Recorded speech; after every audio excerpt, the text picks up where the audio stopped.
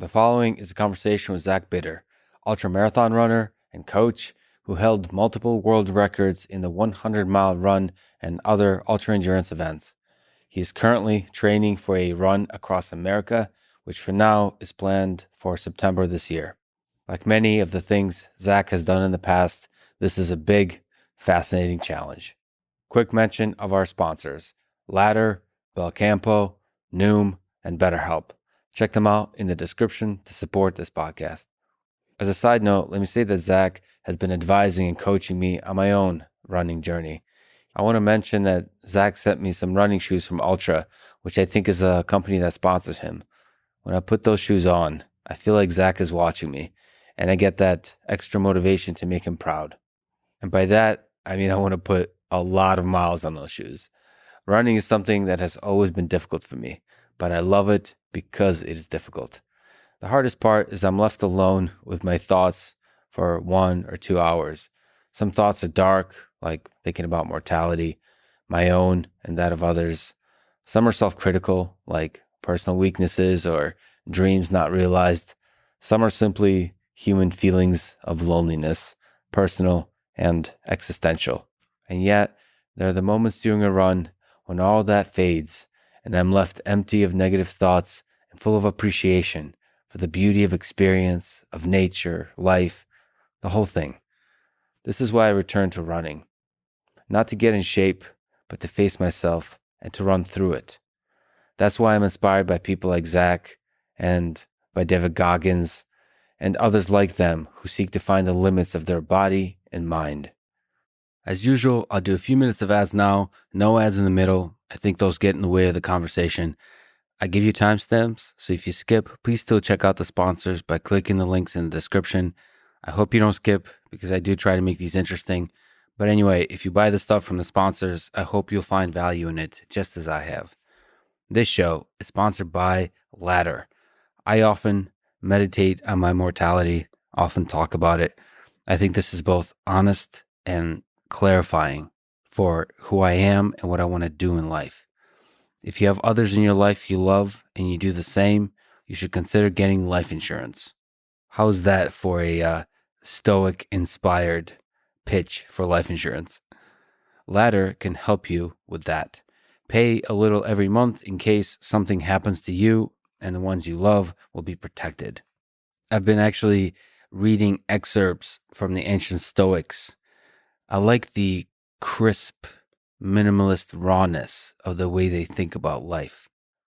Everybody tries to understand what is the meaning of this whole thing. And they do so kind of with a different style, with different ideas. But it all comes back to the same place. We all die. Which is why you should go to ladderlife.com/Lex to see if you're instantly approved. That's Ladder, spelled LADDER, life.com/Lex. Once again, for the seats in the back, that's ladderlife.com/Lex. This show is also sponsored by Belcampo Farms, whose mission is to deliver meat you can feel good about, meat that is good for you, good for the animals, and good for the planet.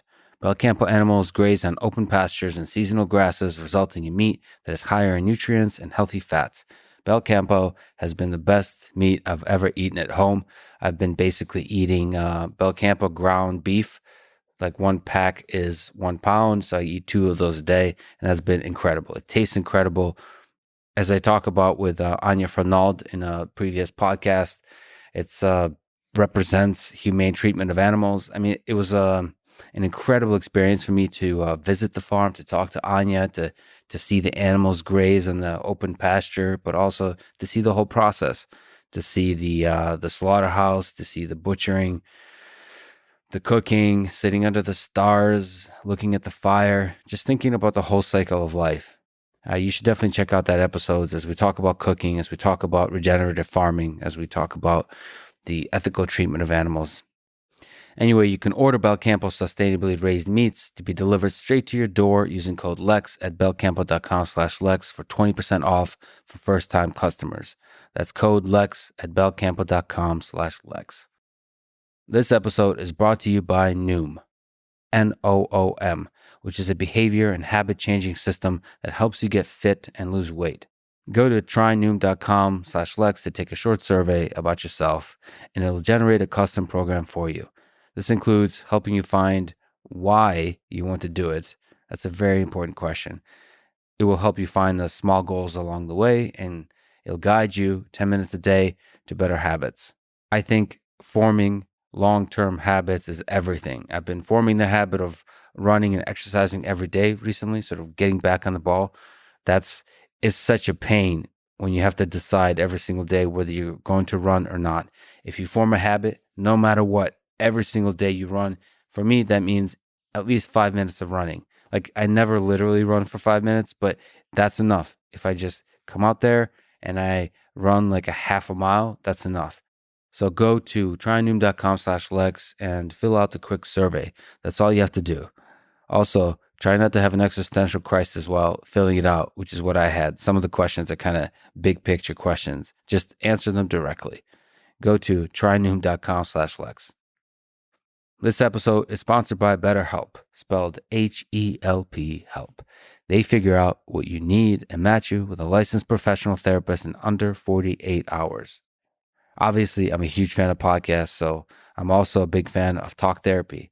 I think talking, sort of communication between two human beings, or perhaps between a human and AI system, is a really good way to dive deep inside the mind and explore the dark parts, the dreams, the whole thing, the mess of the human condition, from childhood to today, to your expectations of the future, to your contemplation of your immortality, the whole thing. I think talking is one of the ways to bring it to the surface and to understand yourself. So I'm definitely a fan of tools like BetterHelp, which make the whole thing easy, private, affordable, available worldwide. Check them out at betterhelp.com/Lex. That's betterhelp.com/Lex. This is the Lex Fridman Podcast, and here is my conversation with Zach Bitter.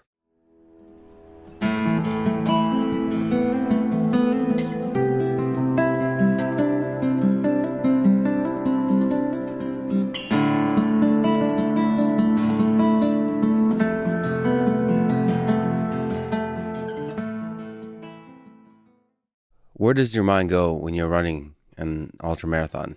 Are there a lot of positive thoughts, negative thoughts, demons, inspirational things, maybe no thoughts at all? Yeah, that's the really interesting part of the sport, I think, because you can essentially what it is when we're looking at like the 100-mile distance or anything that's like all day long is you're going to have the full range or the full spectrum of emotions, of mental processes, both kind of positive, negative, and in between. So it almost feels like you've lived multiple lives or a full life, maybe is a way to say it, in that one time period. So it's almost like a simulation of what you may experience in a long period of time in a very condensed period of time. And I think that's just a weird mental process to reflect upon. And that's what kind of draws people back to it.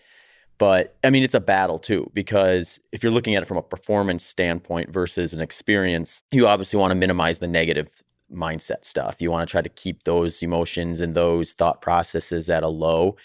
And I think when you can keep yourself from letting those thoughts creep in, you end up having better races. And it can spiral in either direction. Like I notice like there's kind of like this scenario that occurs where in the beginning, like a negative thing creeps in your mind. It's like super easy just to slap it down and say like, get out of here. I've did the training. I'm fit. I'm feeling fresh still. Everything's going well at this point in time. And you get a little further along in the race and you're starting to feel a bit of the fatigue. I mean, a little bit of self-doubt creeps in. You start asking yourself, well, maybe I should have done one more long run, or did I not quite taper long enough? And those things can kind of spiral into a negative way. And if you let it keep going, it keeps going all the way to like, why am I here? Why am I doing this? This is stupid. Yeah. All the way to like, there's another one of these 2 weeks from now, I'm going to drop out of this one and sign up for that one instead. And then you just find yourself in the exact same situation. So you kind of have to go through the process, I think. It's why I think there's kind of I wouldn't say it's a rule of thumb necessarily, but something I think is fairly valuable is if you do 100-miler the first time, make sure you get it done, even if it means like, death marching is what they'll call it in the ultra running community, the end of the race, just to say like you got that full experience. You experienced the highs, the lows, the full thing, the starting, the crossing the finish line, that release of emotion when you're done, and all that stuff.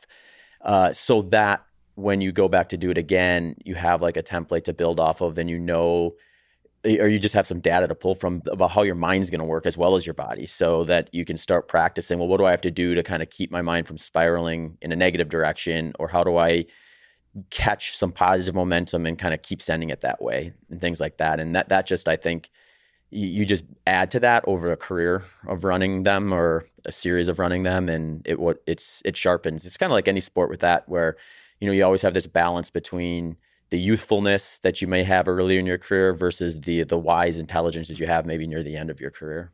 So in terms of wisdom, is there mechanisms by which you kind of observe the negative thoughts and let them go? So you have people like the David Gogginses who kind of, he seems to almost like separate his mind into, there's the weak David that he hates, and then there's the strong one. I mean, there's like a very contentious relationship there.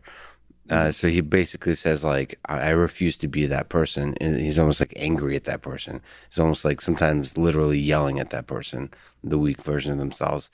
And then there's another more sort of Sam Harris-y approach, which is like, just observe the thought and let it go. Maybe knowing that this too shall pass, like no matter what, this moment will not last forever, and kind of sort of accepting the natural flow of things and taking one step at a time and allowing whatever the negativity, whatever the pain you're experiencing, just to pass, even if it means a death march. Which one is more effective for you? Which one, like, would you say, generally speaking, to the population is more effective? Yeah, it's a really good question.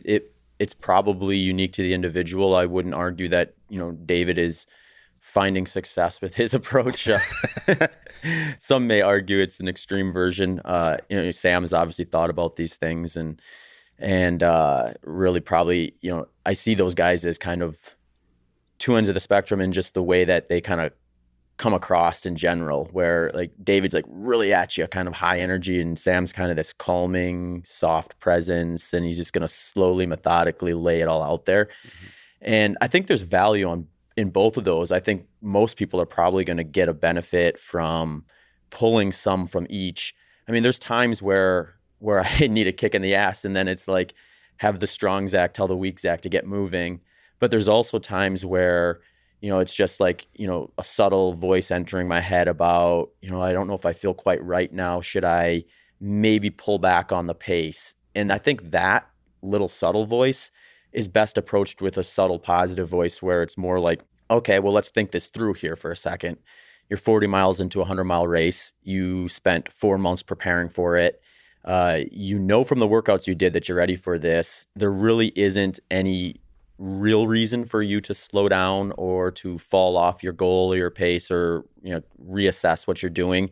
Let's just give this another mile or two, and then we can reassess if we need to, in order to kind of figure out if I'm doing the right things or not. And I think like in that situation, you definitely probably want to lean more towards the Sam Harris approach with that, because there's really no reason to. It's almost like the same thing you see with like just training and even nutrition to a degree, where like some folks, they just want to be like kind of like drilled. They want to be like yelled at and said like, get going, get doing this. And that helps, and that motivates them, that helps them stay accountable. Other people need some softer love with it, where it's like, this isn't necessarily your fault. You were put in this environment that kind of created an atmosphere of lethargy and maybe poor nutritional choices and things like that.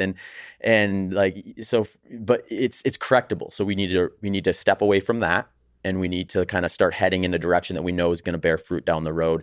And that person may respond better to that. So I think both those guys have great value with their approaches. They're just probably polar ends of the spectrum. And I think most people are probably going to benefit, like anything, right? You get the polarizing ones, and those are going to work great for the polarizing people. But then most people are going to fit somewhere in the middle. So they're probably going to be able to kind of pull from both of those if they're able to sit down and kind of like assess which one's going to work better in which situation. So the quitting thing that you mentioned, the final stage, which actually I get to much quicker than you seem to, which is like, why am I doing this? I get there with basically anything I do. Mm-hmm. It's like, this is probably the stupidest thing I've ever done, is the feeling I get often. And then immediately you have these excuses that are like, there's all these other better things you should be doing. Mm. Or the other alternative of that, like you said, I'm not prepared enough for this moment. I'll be much more prepared in 2 weeks for the next event. So like, why? Let's try this again. Let's start over. Mm-hmm. Let's start over in 2 weeks. How do you deal with that quit?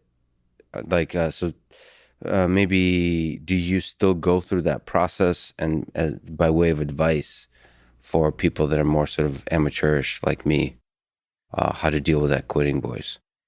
I think a lot of times when the quitting voice kind of comes in, what it does is it kind of just it comes in with the added disadvantage, I guess, in this situation of being kind of a narrow scoped view where you're looking at like what it's doing to you in the moment or how you're feeling in the moment versus how are you feeling about the whole process. Yeah.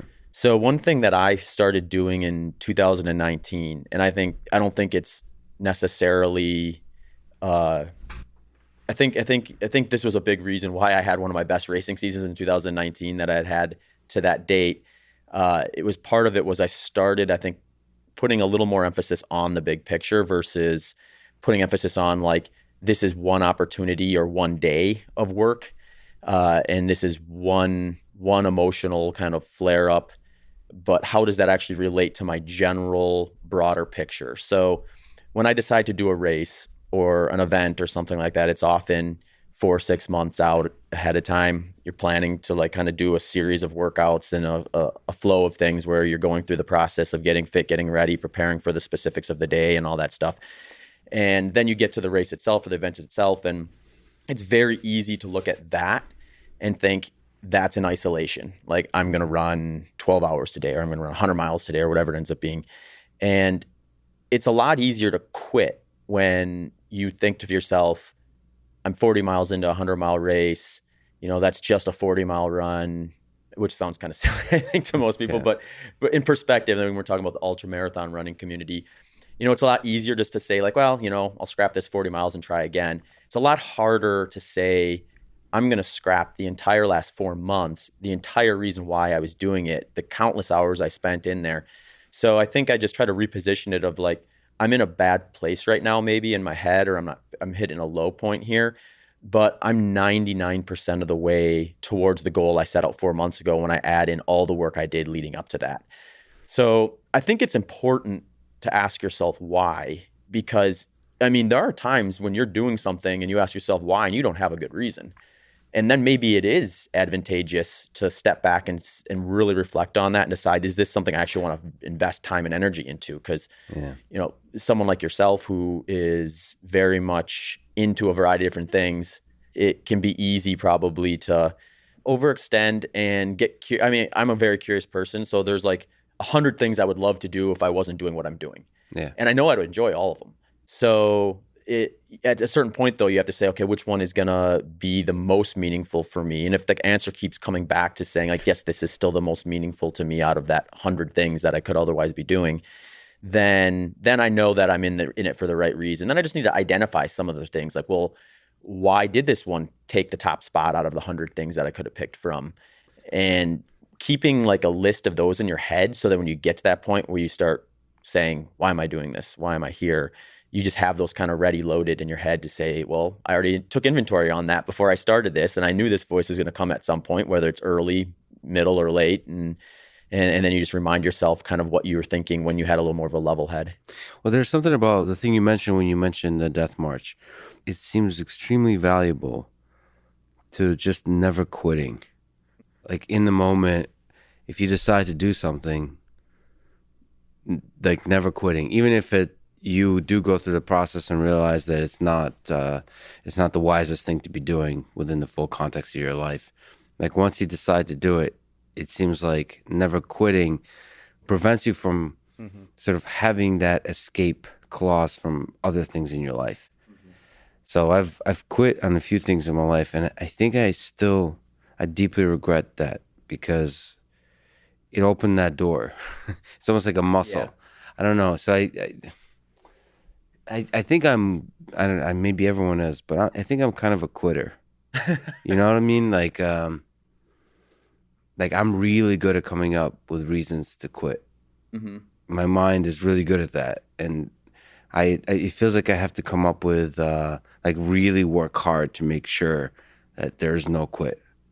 That I never allow myself to quit, no matter how stupid the thing I'm doing is. I don't know if any of that makes sense, but it just, maybe to rephrase this whole thing, do you think it's good to live life by the ethos of never quit? Yeah, that's a really interesting thing. And I think it actually resonates with a lot of ultramarathon runners because there seems to be a trend when you have someone who's been in the sport for a long time where there's a point where they start the sport, right? And they're like super excited about everything. Everything's new. It's very easy not to quit because you're like, oh, this is the first time I've ever run a 50K. It's the first time I've ever run a 50 miles. The first time I've ever run a 100K. It's the first time I've ever run 100 miles, and so on and so forth. And when you're doing that for the first time, I think there's a heightened motivation to not quit because you don't want your first attempt to be a failure. Yeah. And then you get a little further along and you start reflecting on the landscape and all the opportunities that are out there, and you find yourself quitting on an event. And there does seem to be a trend where once you do that once, now all of a sudden, like you described perfectly, that quit pops up in your head maybe a little sooner the next time, yeah, or maybe a little bit before. And I've certainly had these experiences in my career as well. And what happens, I think, if you stick with it, again, I think it is important to assess whether you really want to be doing what you're doing. But if you start recognizing that about yourself in a certain activity where it's like, I think I might be pulling the plug early on some of this stuff, I think you just need to kind of get into a position where you just, at that point, you need to make a decision. Do I want to keep doing this? If the answer is yes, you hold yourself accountable to not quitting. And eventually what will happen is you'll find yourself in a position where, I'll use ultramarathons, for example, where you're just clicking on all cylinders for that day. And you still get those scenarios where doubt creeps in your mind. You have these low points. But for whatever reason, when those low points come, you're able to push through them better than you would have in the past. Mm-hmm. And then you push through maybe 2 or 3 more than you did after you had quit the time before. Then it's accountability time, right? Because then you have to look back at that and say, well, why did this time was I able to be mentally more strong and kind of push through those extra opportunities to quit when I wasn't before? And it can be easy to look back and say, and live kind of like retroactively in the sense where you're like regretting, well, why did I drop out of those races? Why did I do this wrong there? And that, I just think that's where you have to kind of catch yourself and say, no, those things happened to me in order to put me in a position where I decided, well, this time I'm not going to quit no matter what, minus my leg falling off. Like I'm not going to quit. And then you put yourself in a position to have that day where you push through more times than you ever have before, and you just redefine what you're capable of. And then once I think you do that, you start looking at those earlier lessons as lessons. Were they failures on paper at the time? Probably. But can you pull things from them to learn as to like, well, where is your actual threshold? Where is the limit actually for you? And then kind of start redefining that stuff. So I think like the never quit mentality can be good in certain situations, but I don't think it's necessarily like a holistic thing where you need to be in something where it's never quit, always do more. Because then you end up in a situation where you find this like margin of diminishing returns, especially when it comes to training and workouts and things like that, where there are times where you want to actually quit a little bit before you would have to, because the stress that was required to elicit a growth response has already occurred. And just to do more is just going to require more recovery time to get back and do it again. Yeah, this is the tricky trade-off. Living by the never quit mentality, you're not going to achieve optimal performance. In your head, you might. It seems like when you look at the full arc of human history, the people who do great things are more leaning towards the never quit. Like, I feel like at any one moment, you're more in danger of quitting than you are of being suboptimal. So like, in terms of advice, it just feels like never quitting is always the right advice. Unless you deeply know the person maybe this is like wrestling mentality. I've seen too many, and because I'm annoyed with the current culture telling me to relax and have a work-life balance and all those kinds of things, which all have a deep truth to them. But the reality is, like, there's not enough people that walk up to me and like slap me and say, "Get your shit together," like don't quit, work harder. I think we need to hear that more. Mm-hmm. I remember that from the wrestling rooms, like that when you're pushed that way, when you're forced to the very limit and you don't quit, that makes better humans. I think people need to get that in their life. I think they need to have situations where that becomes kind of the reality for them so they can see that avenue, experience that avenue, where I think it's maybe to the extreme as if it becomes like your entire life philosophy where like every little thing you do is never quit. But life is short, Zach. Like why? I mean, this is the problem I have. This is probably the programming thing too, is over-optimization is dangerous. It's like every once in a while, I mean, you do this kind of stuff. You're not, for example, with a 100-mile run, you could just be doing that for the rest of your life and do like the most optimal 100-mile run ever. But you keep taking on like new challenges. And there's a lot more chaos in that.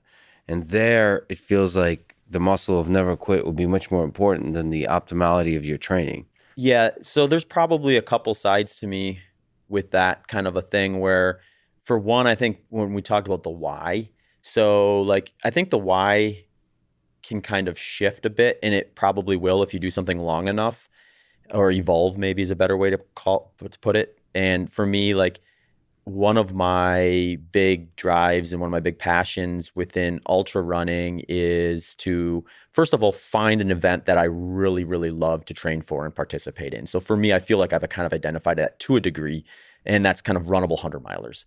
So once I found that, it became more of a driver for me to see like, well, how fast can I run 100 miles in a very controlled environment? So let's eliminate weather. Let's eliminate, elevation. Let's eliminate like having to wait extra long to get crew or support and that sort of thing. And that's how you find yourself on a 400-meter track running 100 miles.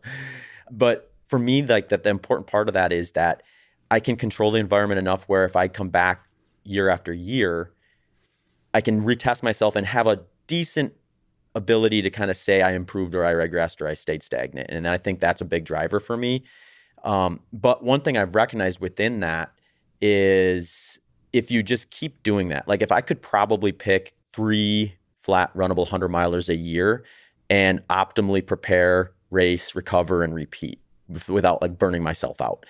But one thing I think I learned also in 2019 was that sometimes you kind of need to step away from some of these really, really kind of important markers in your performance or in whatever you're trying to do, and take a step away from it and try do something a little different in order to kind of hit the reset button on just like what I would call just like your mental energy to be able to continue to do it at a high level. So almost like happiness. Exactly. Well, and here's the example. Like, I mean, I love running in trails too. Most people would consider me a flat road track runnable ultra runner. But I like to do trail runs too. So at the end of 2018, I recognized that I had been kind of pushing the gas pedal on trying to run fast 100-milers for quite a while without really a break in that, where it was like, okay, I did one. Now I'm going to, take a brief off season, but then I'm going to ultimately build up and peak for another one. I might introduce some fun trail races in the context, but they're going to be B races. They're going to be training races, time on feet type of stuff that are going to kind of mimic like a long run essentially.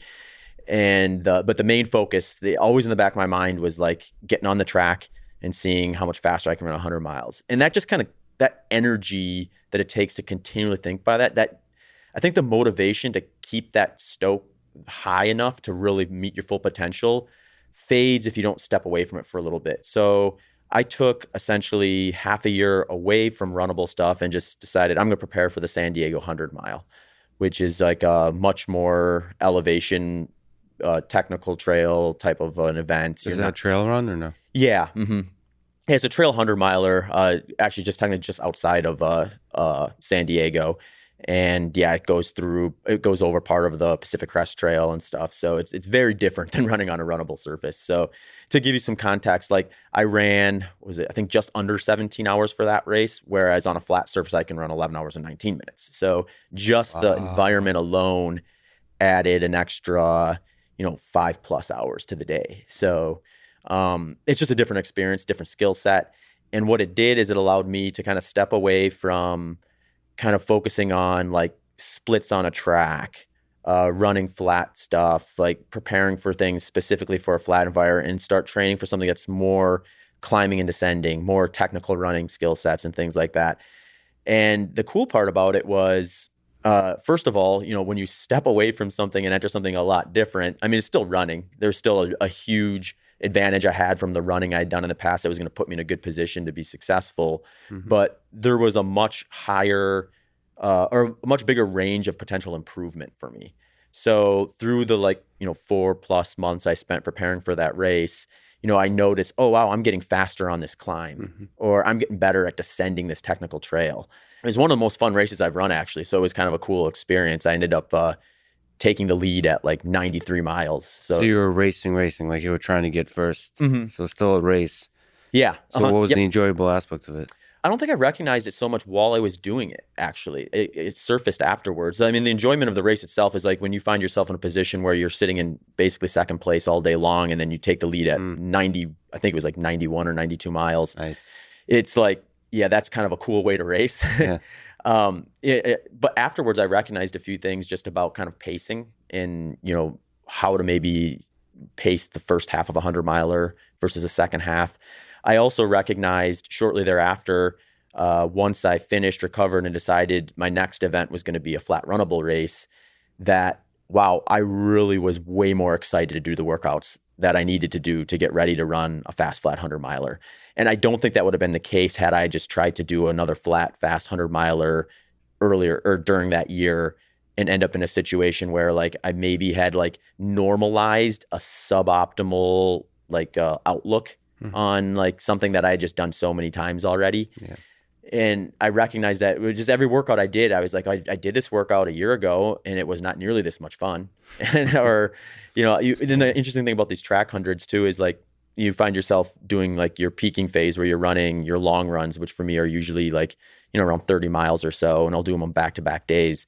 And, I try to replicate the environment I'm going to race on. So I'm finding myself on a 400-meter track. Yeah. And it's when I started doing that again, I just felt like I was super motivated to go out there Saturday and Sunday and do those back-to-back long runs and see the progress, and then head out again the next week and do it again. So I had some of my more enjoyable long runs, which are going to be the most specific to the race day environment that I had in quite some time. And I think that was really beneficial in kind of putting me in the right spot to be able to push through barriers on race day and put me in a position where quitting was going to be much less of a likelihood, given the enjoyment I had in the months leading into the race itself. Yeah, even the thought of quitting. Mm-hmm. Yeah.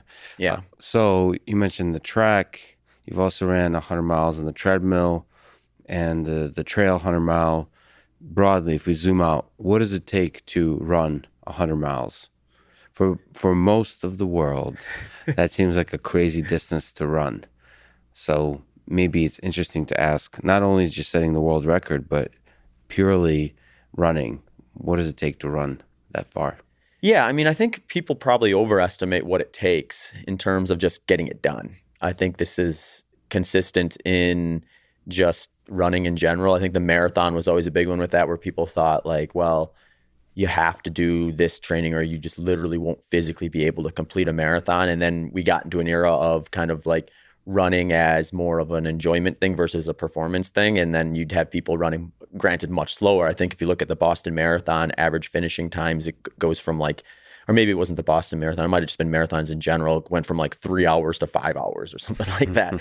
So it's people, I think, got past the fact that you can only do it if you're optimally prepared to, well, I can do it and maybe not meet my full potential if I'm going to not do much training, which I wouldn't necessarily advise. But I mean, I've talked to people who basically run 100 miles, sometimes almost off the couch. And it's to me, what that says is just the human body is incredible and what it can tolerate above and beyond what it's been exposed to, if it has to, or if it feels like it has to. So that's the basic sort of getting from point A, from the start to the finish. Mm-hmm. It's the human body and the human mind is capable of doing it without much preparation. Mm-hmm. But then you start to increase the goal of performance, and you try to get actually a good, like the most out of your body that you can. How does that start to change then? That's going from fun to performance. Yeah, I think once you start putting marks or goals on outside of just finishing, that's where it starts getting interesting, because now you could maybe go in with multiple goals where, like, if one falls off due to something that you didn't expect, then you have another one to target. But you can always build those up and try to think like, well, I want to run faster than last time, or I want to break a course record or an age group record or something like that. And that I think is just going to be a little bit of a different mindset, because now you're looking at every little thing from what do I need to do to prepare, as well as what do I need to do to be efficient on the day itself. So like transitioning aid stations and things like that, or do I want a pacer or not? Or does this race allow someone to like hand me a bottle at a certain spot, or do I have to be in specific areas to get that type of stuff? And what it ends up doing is it ends up bringing a lot more variables to the table. And I think it's interesting because there's always going to be more variables on the day than you are able to account for. So at a certain degree, you have to kind of find yourself in a position where I'm going to make sure I take care of the big ones, or the ones that are like, obviously I need to be ready for, like my fueling strategy, my hydration strategy, my pacing strategy, what workouts are going to put me in a position to physiologically have this process go as well as possible. How am I going to hold myself accountable in aid station transition, so I'm not like having a ton of non-moving time versus moving time and things like that. So there's these like big variables that you're aware of, and you're trying to optimize over the space of variables. Yep. So you get to start to play with that when you're looking for performance. It's almost like moving from checkers to chess, right? Yeah. You have or maybe even like Connect Four to chess or something like that, where it goes from just kind of like, well, one foot in front of the other, and when I get to the next aid station, I'll just eat whatever looks good, drink whatever quenches my thirst, and then move on to the next one, to like, well, which one of these food products is actually going to make me move a little faster to the next aid station, or which one of these pacing strategies is going to get me to the finish line faster than the other one, and that sort of stuff. So it gets more complicated, more interesting, and in my opinion anyway. Also, but there's a breaking point with that too, because like I said, there's an endless number of variables you could account for. And as the distance gets longer, that list gets longer too. So you find yourself in this position where you have to at some point say, okay, I've accounted for everything I can reasonably account for. Now I need to be in a mental space where when something happens that I wasn't able to account for, I'm able to respond to it with the right decision and keep going and not dwell on it. Because that's another thing. I mean, you're running slow enough when you're doing 100 miles where if you make a mistake, you can sit there and just fixate on that mistake and say, why did I do that? That cost me 10 minutes, blah, blah, blah, blah. When in reality, what you need to do is that happened. Everyone else out here is going to have a situation like that at some point. Mine happened now. I need to figure out how I can move forward at the fastest sustainable pace and not think about what happened back there. And that's where I think it gets really interesting. What would you say it takes to set a world record in the 100-miler?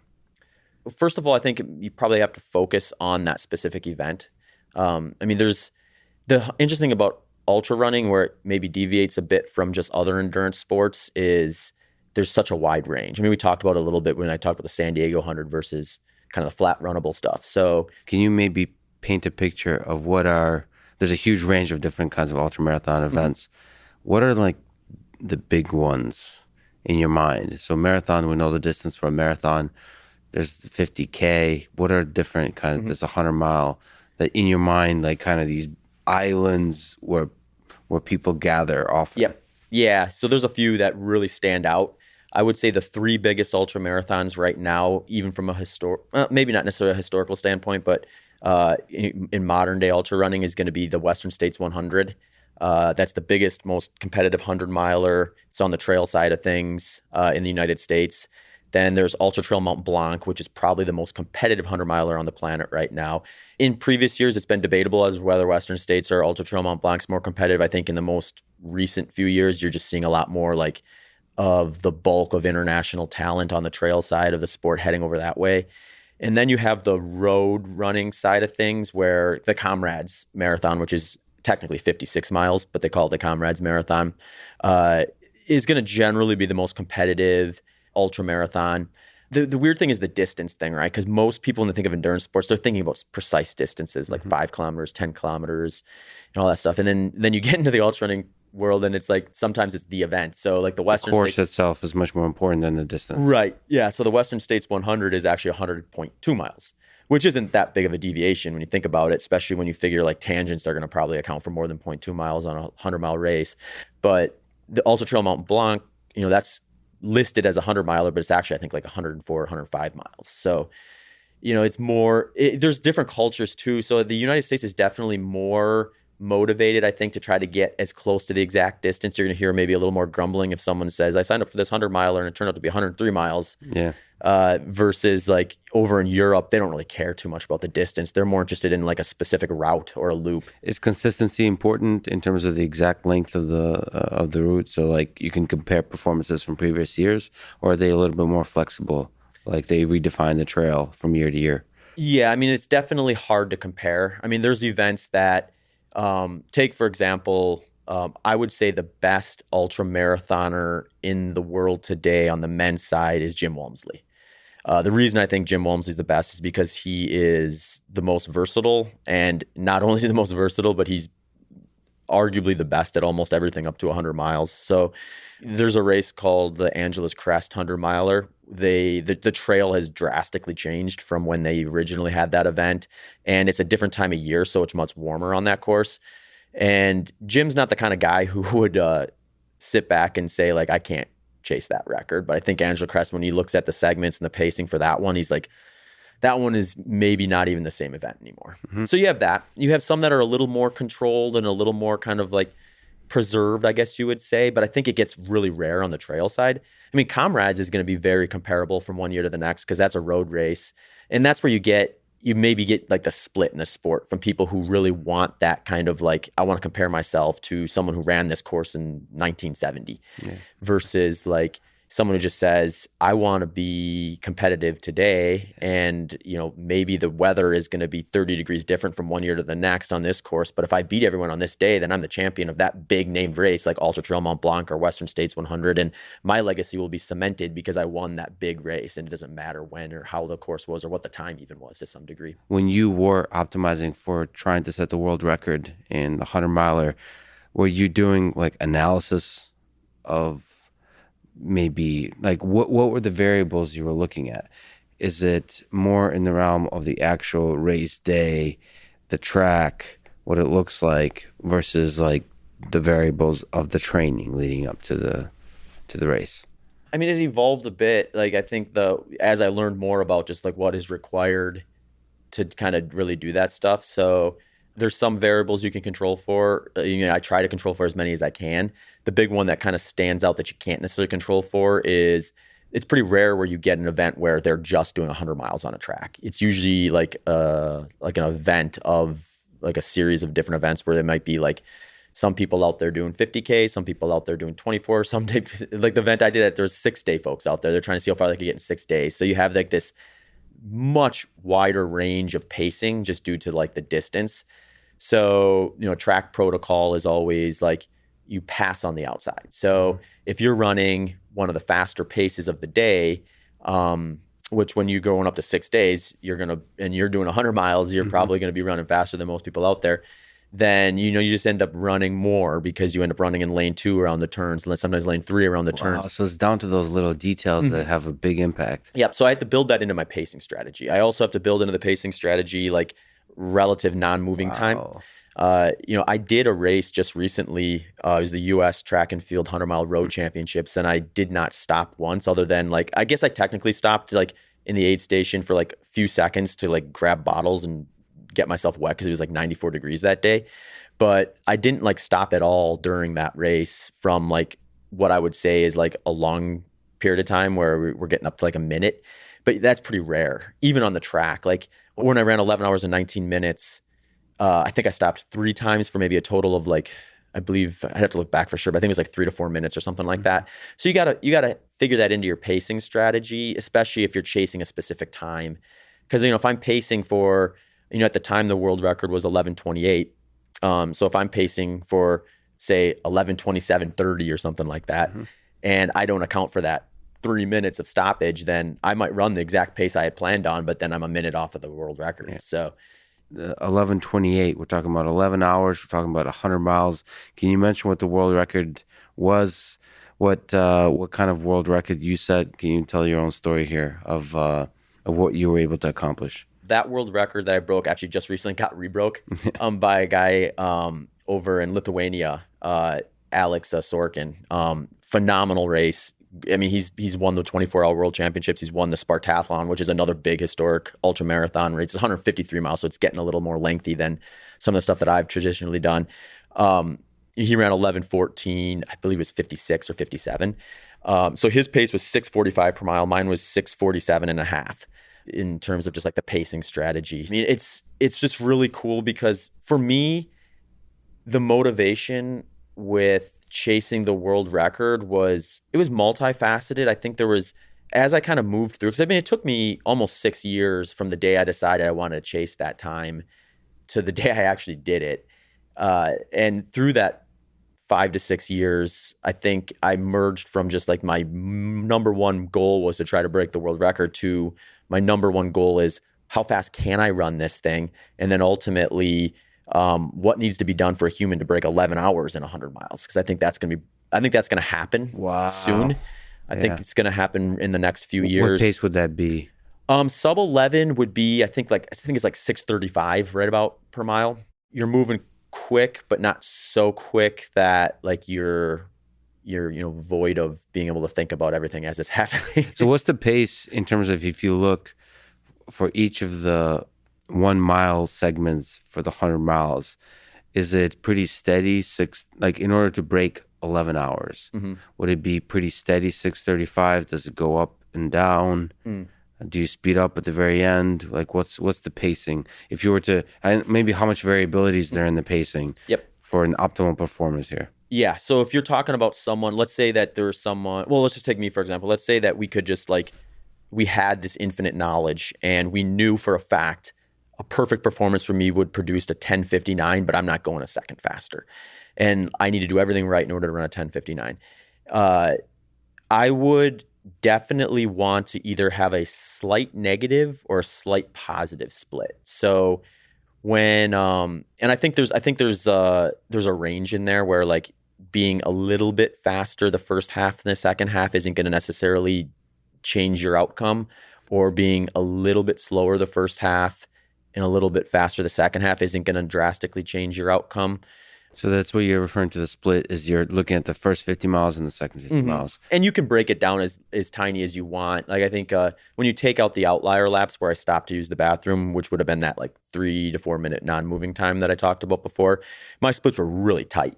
I had a couple that were, it was weird because that track that I did that on was actually like 400 and some weird number, like 438 meters or something like that. So I actually like ran like my numbers based on that. So they're normally I'm dealing with 400 meters, and then it's a little more like clean as to like what my lap splits are going to range from one event to the next. So we're talking about running 100 miles on a track.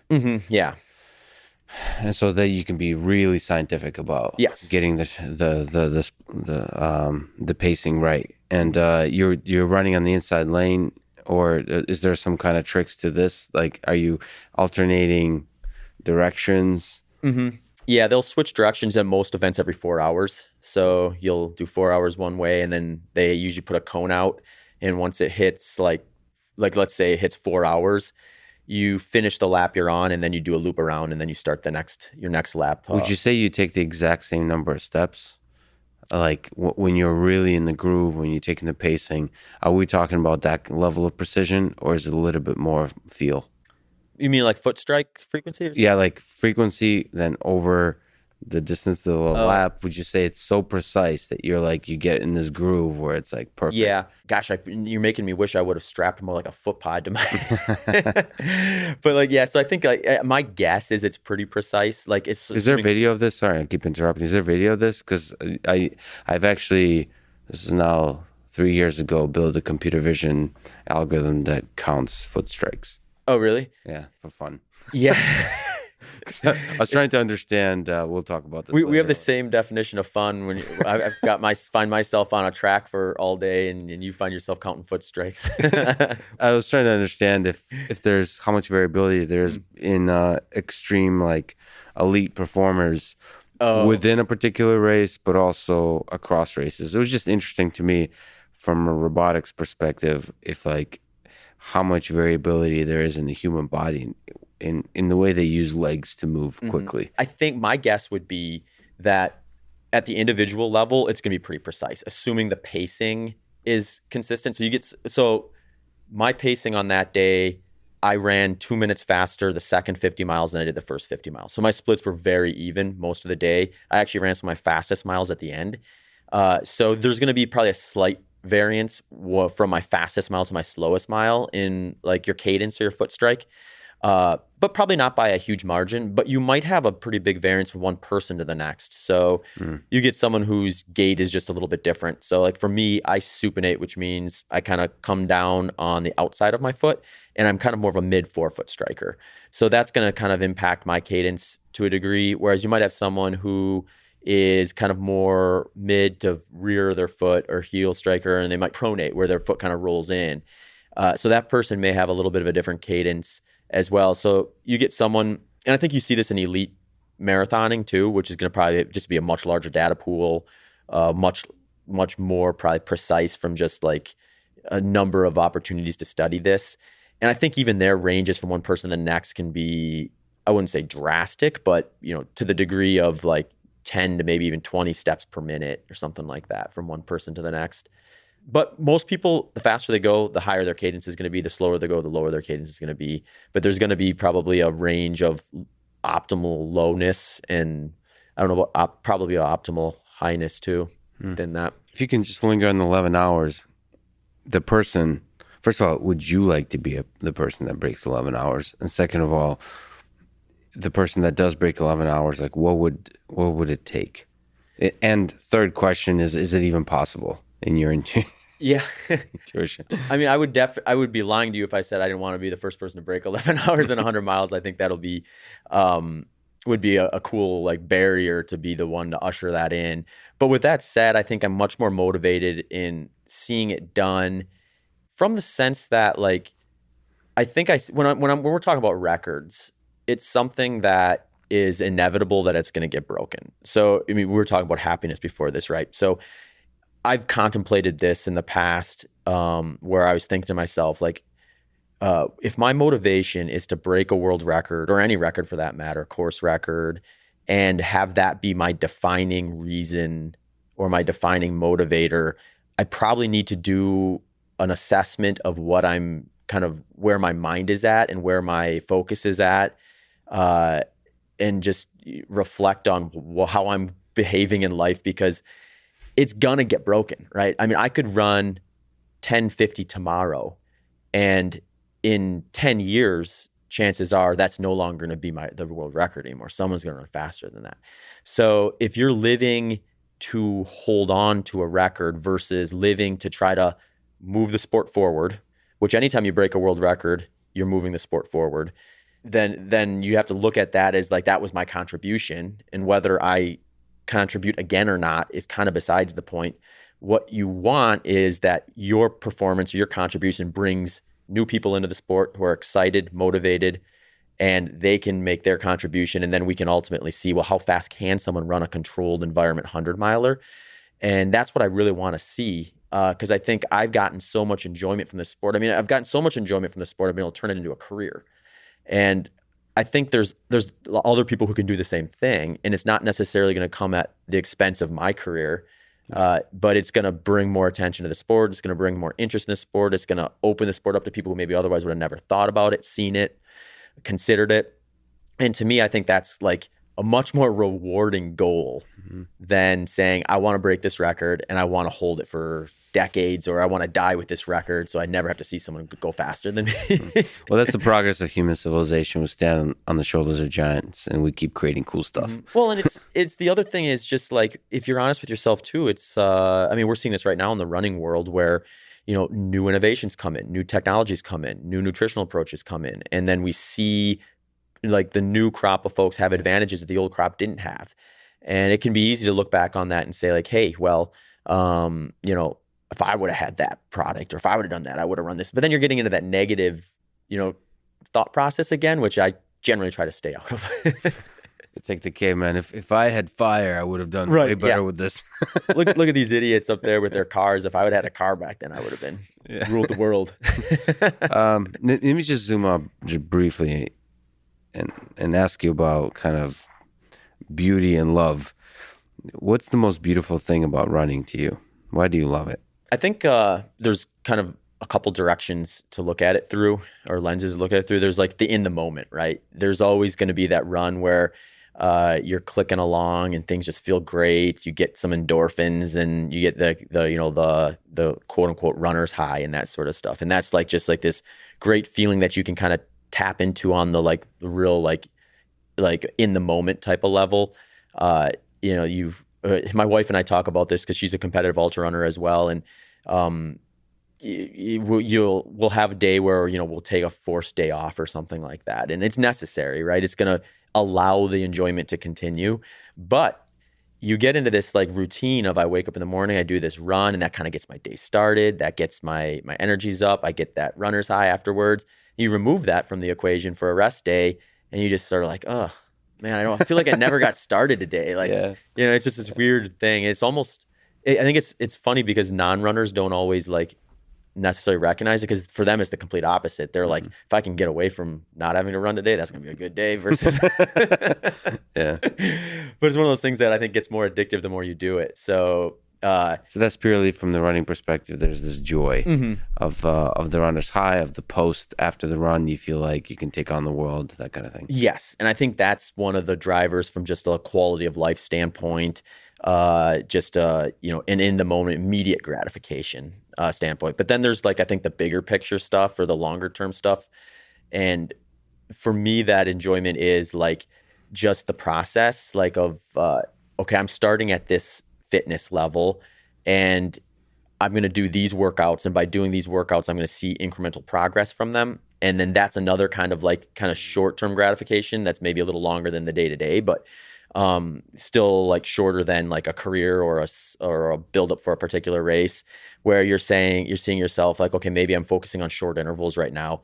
And on week 1, I covered this much distance in 3 minutes, but by week 4, I'm covering this much distance, and you can just see that progress. It's almost like in elementary school when you get the gold star for reading a book. It's like, did that gold star really mean anything? I don't know, but I felt great when they gave it to me. Yeah. There's something about just finding improvement. People love to see improvement, I think. So that's where I think you can also get some value in it, saying like, I started here and I got there. And then I think there's also just like, what I would call this maybe more the cherry on top, which is like where you express your work, which is the race itself, where that's going to be kind of the thing that kind of like shows up on the end result, and where it kind of identifies whether you did things right or wrong. Yeah, so there's a sense in which training is a kind of preparation towards race day, and race day being the thing where you get to be the artist. You get to create this piece of art, and it might suck, it might be beautiful. I mean, I see in the grappling world, I see competition that same way when I feel the best about it, which is like, it sounds pretentious to say, but like I'm trying to be the best version of myself in this particular day of competition, and to do something that I'll be proud of in an artist way, not in a some kind of numerical way, but like as a holistic sense, like do something cool. Like in grappling, that means for me, that means like not stalling, like taking big risks and trying to dominate another person in the context of grappling, and do it like push myself to the limit, both cardio wise and technique wise, and just play beautifully. I mean, you see this in kind of chess. There's systematic chess players, and there's people that allow themselves to have those moments of genius where they take the big risk that eventually pays off or doesn't. And that to me is art. I mean, there's art within running, there's art within chess, there's art within grappling, and you get a chance. Like all the training is more like science, and then it feels like the competition day is art. Yeah, I think that's a really cool cool way to look at it. And I think it's when you really open up the perspective of that too, it's like, even obviously, having a great day, like winning the tournament or, getting further than you were expected to, or beating someone who you've never beaten before or something like that, or in the running perspective, like achieving that goal time, that sort of stuff. Obviously, those are kind of like the ones when you're honest with yourself, you really want and you're going to probably get the most satisfaction out of. But even when they don't go wrong, like maybe like with your grappling tournament analogy, maybe the guy you're grappling against does a move on you and you're like, I was not prepared for that move. Yeah. So now the enjoyment becomes, okay, back to the drawing board. Yeah. Now I need to find out, what do I do when that happens to me next time? Yeah. And that's where I think the why comes in again. Right. Same thing with running. Like maybe I make a mistake and, eat something I didn't really want to eat or thought was going to work but didn't work, and it costs me more time than I gained by having it or something like that. And then I go back to the drawing board and say, okay, well, I can't do that. That didn't work. Or if I'm going to do that, I need to be more prepared to be able to do it. And I love that part of the sport. Just the rearranging of things and adjusting and tinkering. There's some sense in which the mistakes and like the flaws give us meaning. Because like if everything, if you weren't able to find mistakes in something you've done, it feels like the life would be void of meaning. And it's a lost opportunity too. Yeah. Like like when I look at even my 100-mile race of 11:19, I can find spots in there where I was like, you know what? I could clean that up a little bit. Maybe if I do this differently. And that's going to get me, a little bit faster. If I sat back and said, hey, well, things went great that day. Cool. Let's see if we can replicate it. Then, I'd probably run 11:19 again. So can we talk about training a little bit? Yeah. What does your training look like year round, day to day, hour to hour? Like optimal, maybe you want to pick a race in the context of which you want to discuss that. And also people should follow you on Instagram. You have a lot of kind of interesting, like little glances into your training process and into your training thinking, which is quite fascinating. But if you look at an optimal training process, what does that look like? Yeah. So I think if we were looking at it from like a philosophical level or like an approach level, I think there's some things that carry over from regardless of the distance. Mm-hmm. So I think working on your weaknesses and things that are least specific to what you're going to do on race day, but are still going to be important things in terms of improving your ability to perform on race day or maximizing your potential with the things that are specific, you do first. Mm-hmm. I say that, but there's a caveat with endurance sport. And I think maybe even more specifically with things like our ultramarathons or 100-milers, where you want a really strong aerobic foundation or like a base before you really start, I think, structuring things towards a specific one. So for me, I think like a target for me is oftentimes like, getting really fit at like what my pace would be at like my aerobic threshold, or what a lot of people maybe call like a maximum aerobic function. The running world is kind of weird where we have like these terminologies where there's sometimes multiple words that essentially mean the same thing, but one is from like just an actual physiological reaction, and one is just like a feeling and stuff like that. So you mentioned time on feet versus time in optimal physiological state. Like how important is it just to get like running done versus like running in a particular pace? That would depend on the event, I would say, to a degree. And there's conflicting ideas about like kind of how to structure it. I think a lot of times like you do want to, like time on feet in most cases is just going to be like, I'm running easy, whatever feels easy that day. And that can be different from one day to the next. Like I might feel great and, that produces a much faster pace than if I, feel really miserable or something like that. So that's why I think a lot of times running, well, they'll call it perceived effort or perceived exertion. And you're looking at kind of understanding the response your body has to a certain effort level, and you're supposed to target a certain effort level in order to like get a certain response. So to maybe simplify that a little bit or make it a little clearer, like I think I focus on essentially like short intervals. I focus on longer intervals or tempo runs. I focus on like race pace intensity, which is a lot of times what I'll build my long run around. But I'll also like, those are kind of like small pieces to the puzzle. Those are the options you're working with. Yeah, but I'm going to always try to work with those options on top of a massive aerobic base, which is going to probably be like 80% of the work. So how do you build that massive aerobic base? What are we talking about? Just distance? Distance and essentially, so I like to call it micro stressing because you're going to always start at a different spot depending on where your fitness level's at and depending on where you're at as an individual. I'm going to be targeting my aerobic threshold. I'm going to get right up to it, but not necessarily cross over it. It's been popularized with maximum aerobic function as kind of a training philosophy. That philosophy in itself, I think maybe is a little more like holistic, where they're saying do this basically all the time. And by doing so, you're gonna raise your aerobic potential by so much that, you can kind of like race yourself into shape at that point. And this would be maybe more specific for like shorter distance or endurance runs where you're not going to really race yourself into shape with 100 milers. But for 5Ks, you might do like a huge base building phase where you're going up to that maximum aerobic function or that aerobic threshold, and you're watching your pace come down at that. So the rule there is basically like, if you're seeing improvement, that's the sign you're looking for, or which would just be your pace dropping at that heart rate or at that intensity. And if you're seeing that continually go down, you're heading in the right direction. If you start seeing it go the opposite way, you're probably overreaching, where you're trying to do too much of it. So that kind of dictates how much, the dose, I guess you'd say. When we talk about max aerobic function, are we talking about heart rate as the really important metric here? So maintaining a particular heart rate during the run? Is that the measure that, like, how do you know you're in the right place? Yeah. And then that's where it gets a little tricky because, like, unless you go into a lab and get your aerobic threshold tested, it's really hard to have like an exact number on it. Dr. Phil Maffetone with the maximum function process, he'll say 180 minus your age is going to give you your... Yeah, that's the MAF 180 formula that I thought was just fascinating. It's like in the same way E equals MC squared is fascinating, that there could be a formula that captures like optimal running. Yeah. So that for people who don't know, that's 180 minus your age.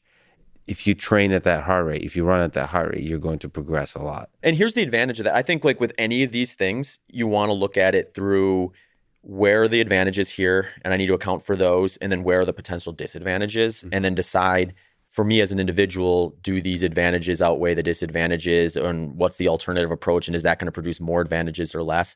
So with maximum aerobic function, here's some advantages. Like, it is low enough intensity where you can train pretty consistently at a fairly high volume with a very low injury risk, with very low like things that are going to maybe lower your quality of life, like muscle damage and things like that. It's a more efficient way in the sense that you're going to be like prioritizing like fat metabolization, which if you're looking at like Dr. Jeff Volek and Dr. Dominic D'Agostino, some of their research and things like that, like they're going to show that, that's going to be a little cleaner way to go about things from just a recovery standpoint, a breakdown standpoint. So they could be like what they call like a fat adapted athlete. So you can go to your fat stores for energy if you're applying this MAF. What is it called, by the way? MAF 180? Is that a good, what are your thoughts about in general for yourself and for the broader population? I think the MAF 180 formula is about as good of a formula as you're going to find in terms of capturing as many people as you can get away with capturing with a kind of a universal thing. Like any of these things, I mean, it's more likely kind of on a bell curve where like the bulk of that 180 minus their age is probably going to be a pretty good, at least starting point to kind of figure out where that is. There's some other things you can like maybe use to kind of check it that I like to do. If let's say I did 180 minus my age and I went out and I started running and it was like, I'm running along and I'm just like, my breathing is labored. I'm struggling to get a sentence out without gasping for breath. Well, that's my body telling me I'm probably not actually at my true like MAF number or my true like underneath my true aerobic threshold. Like aerobic threshold and maximum aerobic function, you should be able to do that for hours, and you should be able to breathe pretty efficiently and talk. Carry a conversation. Other people will say like another way to kind of gauge it, if you can breathe in your nose and out your mouth. That's not necessarily the best way to do from a performance standpoint, but it can be a good kind of governor that will allow you to, like, if you can no longer breathe in your nose and out your mouth, you're probably going too fast to actually technically be at your MAF pace or under your MAF pace. Yeah, I had actually, when I was in better shape, I had trouble getting to that MAF number. I found myself like that I would be doing way too much work. Like It's too hard to do it? It was too hard to get to that number. I was running a much lower heart rate, like 10 to 20, what do you call that, beats lower. And I was still, for myself, happy with the pace. It was a good pace. And I felt good. I was smiling and enjoying life. And in the moment I take myself to that level of like the MAF 180 level, that felt like a real workout. And it felt like I can't do that for 5, 10, 15 miles. Like I started feeling it like this is a 1 or 2 mile thing. No, but I think his answer to that, Phil Meftone's answer is maybe you're supposed to like, maybe do some more sprints or something like that, or build up maybe like I'm too weak musculature wise to like, that's a sign that you need to work on some stuff. You can't just keep enjoying life. There's two ways to look at that, I think, and I think you're right on. I think what the advice from that kind of a process would say is either you're doing too much of it, so it's getting too hard for where your skeletal muscle system is currently at for that particular activity. So like, I mean, it can be different too. Like if you're cycling versus running, that's a little bit of a different mechanic where it can be different, where you could take a super fit cyclist and then put them on, the amount of volume they're going to be able to tolerate relative to what you're going to do when you remove like impact forces and things like that is going to be lower if they haven't been practicing that activity. So for you, like, you're prioritizing like wrestling and mixed martial art, or not mixed martial arts, but jiu-jitsu type stuff. So, running is maybe kind of that secondary activity versus the primary activity. But yeah, so what they would say is probably like maybe instead of doing that let's say you were doing that for like 30 miles a week or something like that, and it was getting too hard to continue, they'd say, come back to 20. Get used to 20, get comfortable with 20. Then let's get you up to 25 and 30 and kind of just like inch you along. One of the intuitions I had about the ways I was failing at running is the form was probably not great. Like the way to get to those 30, 40 miles is to get the form right. Maybe I was doing too big of steps. So like playing with a different gait, playing with a different kind of the form of the run. Of your form. The economy, the efficiency. Yeah. So that was the intuition. Like I was doing something wrong. But I suppose that's the benefit of these kind of formulas. It challenges you to think like, how can I improve this kind of stuff? Well, and it simplifies it so much that you're forced to, right? You're forced to optimize within that real strict parameter versus, am I doing my short intervals right, but my long runs wrong? Or am I doing my like long intervals right, but my short intervals? And then it kind of complicates things when you start throwing a lot of stuff there. And for most people, especially when they're first getting started, you can't overcomplicate it, or you're just you're gonna do like a bunch of half right, half wrong things, and then not really know where your progress or your deficits are necessarily at. So I do think this is an amazing approach, especially for people who are just getting into it and building that foundation. Where I think maybe you want to deviate from that a little bit, especially when you start to get into these events that are operating well outside that intensity. So you take something like, let's say it's a race that takes you in the neighborhood of around like 12 minutes or something like that.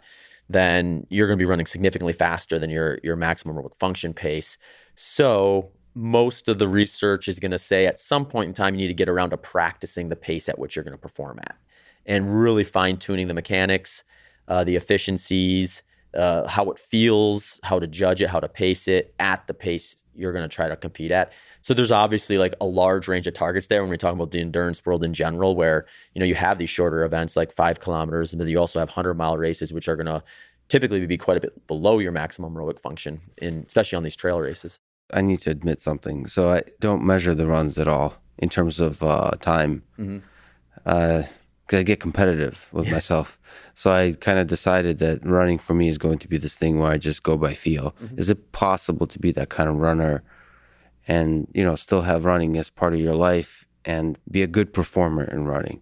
I actually think that's where you want to get to. The problem is most people have a hard time getting to that because they'll go out and they'll run with a friend and match their pace, or they'll go out and they'll say, well, I want to run this pace. So they'll target that pace or target a specific heart rate, which is, not necessarily how they maybe feel good doing it. Right. So I think like obviously I think when you put a race on the calendar, if your goal is performance, it's a little harder to just say like, well, I'm going to run whatever feels good today, because eventually you have to get around to doing what's specific. But from just a fitness standpoint, health standpoint, enjoyment standpoint, I think it's totally fine to go out and say, I'm going to run what feels good today. And, maybe someday you will feel like at the end of the run, I'm going to do a couple sprints just to get some, that, because that one's a hard one to kind of jumpstart. But once you do it and you realize how kind of good it feels, maybe to throw in a few accelerations at the end of a run, and then you say, oh, wow, that feels pretty good to do that. I feel a little more accomplished. Right. That's right. That's a forcing function. But I like to finish runs with sprints anyway. Okay. Because you're already there. You don't need to, the timing. I'm afraid of the time becoming a drug. But the flip side of that, it's a useful tool to get you to learn the right form, the right feel, like what it feels like to be in good shape, and then you can throw out the time. Well, I think too with feel running, and what I mean by that is that's kind of back to that perceived effort thing, where like you do enough of it and you start being able to recognize, like I can go out and if you said, okay, run, 60 minutes at your aerobic threshold, I could know where that is on my heart rate. And I could go out there and just say like, okay, I know what that feels like, and go out and run that feel, and I'm going to hit that spot. Like I bet you if we looked at my heart rate data after, it'd be right in there, and I wouldn't have to look. And some of that's just experience. Yeah. Some of it's just understanding, like when, like noticing the physiological responses when you cross over versus step a little bit too below it. You can catch yourself daydreaming and forget. I'll do this sometimes too, where I'll be tired, because I'm kind of like you too, where when I'm getting really fit, especially with my foundation, like I gotta. I'm moving pretty quick at my aerobic threshold. So like if I start daydreaming too much, I can notice, I'm drifting back a little bit. I look down at my heart rate, oh yeah, I'm 10 beats under. So it does take a little bit of, I think, just awareness. But it's also not necessarily something where you have to be so exact that you're hitting an exact heart rate all the time. There's usually a range. And there's even like some fluctuations where like if you've been healthy for a year or two without any injuries and you've been fit, that you can probably add 5 beats to your maximum aerobic function if you're using that as kind of your target from the 180 minus your age formula. So let's try to lay this out for yourself, but for others, you offer ready-made plans for people, depending on their, I think the key thing there is the distance. Maybe you can elaborate, but what does that plan look like usually? What are the key options, as you've already kind of mentioned? And how does your week look like? How do a lot of people's week look like in terms of splits? Are we talking about, in terms of rest days, in terms of how often do you do speed work versus longer distance? You mentioned long runs. Like, is there something you could say that's generally applicable about the structure of these plans? The ready-made plans, I definitely follow like a philosophy, and it's going to be like kind of like lockstep in that. So for those, like there's just always gonna be a sacrifice when you do like a ready-made plan, because you're removing the individual context there. So for folks who are like really want to get into the weeds, I usually do like a personalized coaching plan with them, where we sit down and we actually look at their strengths, their weaknesses, and really kind of go in from that perspective and fine tune it. And it also like, it avoids a situation where, oh, my ready-made plan says I'm supposed to do this run today, but I don't feel great today. So what do I do? I mean, some people are fine with that because they're aware enough of like the process that they can adjust it themselves. Other folks just need a little more support. So that's kind of the difference there. But in terms of the structure of it, it kind of goes with an approach where, like we were saying, you build this foundation. You're going to spend, usually anywhere between 8 to 12 weeks just building up your aerobic foundation. You're going to be doing a lot of stuff that are kind of I call them base runs, but they're basically your maximum aerobic function or your up to your aerobic threshold type stuff. And they're really going to get really fit with that. And once they kind of have that foundation laid, then it's time to get into the specifics of whatever distance they're doing. So where it'll differ will be like if they're doing, right now on those plans, I think I've got 5K, half marathon, 50K, 80 to 100K, and then 100 miles. So if they pick a 5K plan, the order of operations is going to be different than if they pick the 100-mile plan. You're going to see some of the same workouts show up in that plan. It's just going to be different areas of it. So once they're really fit at that, that foundational level, then, if they're doing, say, a 100-mile plan, they might start doing some short intervals, which on my plans, I usually range between 30 seconds up to 4 minutes is kind of that short interval range. Can you describe what you mean by short interval? It's like a sprint and then a rest? Yeah. Yeah. So I'll use basically like a 12-minute time trial. And that's going to kind of like dictate for them what the intensity and the pace is going to be for some of those. When they're under a minute, they'll push past that a little bit. But usually when we're up to like above a minute and certainly up to 4 minutes, like whatever pace or intensity that they get for that kind of 12-minute time trial, where they're just seeing how far they can go in 12 minutes, is going to be kind of like about where they're going to target for those intervals. So then those intervals are going to be structured. Let's say they're doing 2-minute intervals. They're going to do 2 minutes at that intensity that they could do for 12 minutes at a time trial. Then they're going to do a 2-minute real easy jog or maybe even walk just to kind of bounce back. And they're going to repeat it. How do you figure out how far you can go in 12 minutes? Is that just trial and error? You build up to it? There's formulas? What? Yeah, there's some newer formulas that are probably a little less brutal. Where you kind of, I haven't really dove into these that in depth yet. I know like that you can kind of replicate it by doing like a very short interval and then a slightly longer one. And then like another one where like at the end one, that last one will kind of indicate what it is. And so you're doing less of it to get the same answer to the question. But sometimes I think when it's someone who's new, I'd rather them just do a 12-minute time trial because it's easy for them to execute in the sense that it's pretty clear. You do a warm-up, you do some strides, maybe some dynamic stretches, and you just run as hard as you can for 12 minutes, as evenly paced as you can manage. And I mean, if it's going to produce the data I'm looking for. And I mean, it's just also no matter what happens, they'll produce the data. Yeah. I mean, you can screw it up, I guess. You can go way too fast, and then you have this scenario where like, oh, it looks like your first 2 minutes were drastically faster than your last two, and then it's like, oh, we maybe screwed that one up. But but I mean, really, like you don't even need to do the time trial technically. A lot of times you can go off of feel like what we described with the threshold stuff, and it's a high enough intensity where like you can start to kind of like your body's going to kind of limit you to a degree where if I said we didn't do the time trial and just started doing the intervals, we could figure out that, if they're doing them right or not. If we see a scenario where, oh, it looks like these first two intervals were significantly slower than the last two, chances are we're still not quite dialed in terms of what the intensity is that you should be targeting for those. And as you do a few of them, you just get to know the pacing of it a little better. And then you start seeing more even splits. So like, their first 2-minute intervals pretty close within a couple seconds of their second, or, I guess we'd be looking at distance if we're doing time. So like you went approximately the same distance on that last one as you did the first one. And then we're just looking for improvement over time. So, we might spend 4-6 weeks kind of focusing on improving that. We're going to still include kind of foundational running volume where you're going to be running like an easy pace, an enjoyable pace kind of in the interim. And then there's going to be some rest days. And that's going to be where the levels come in. My like level 1 plans are going to be like 4-day-a-week training plans. Level 2 are going to be 5-day. Level 3 are going to be 6-day with 1 day off.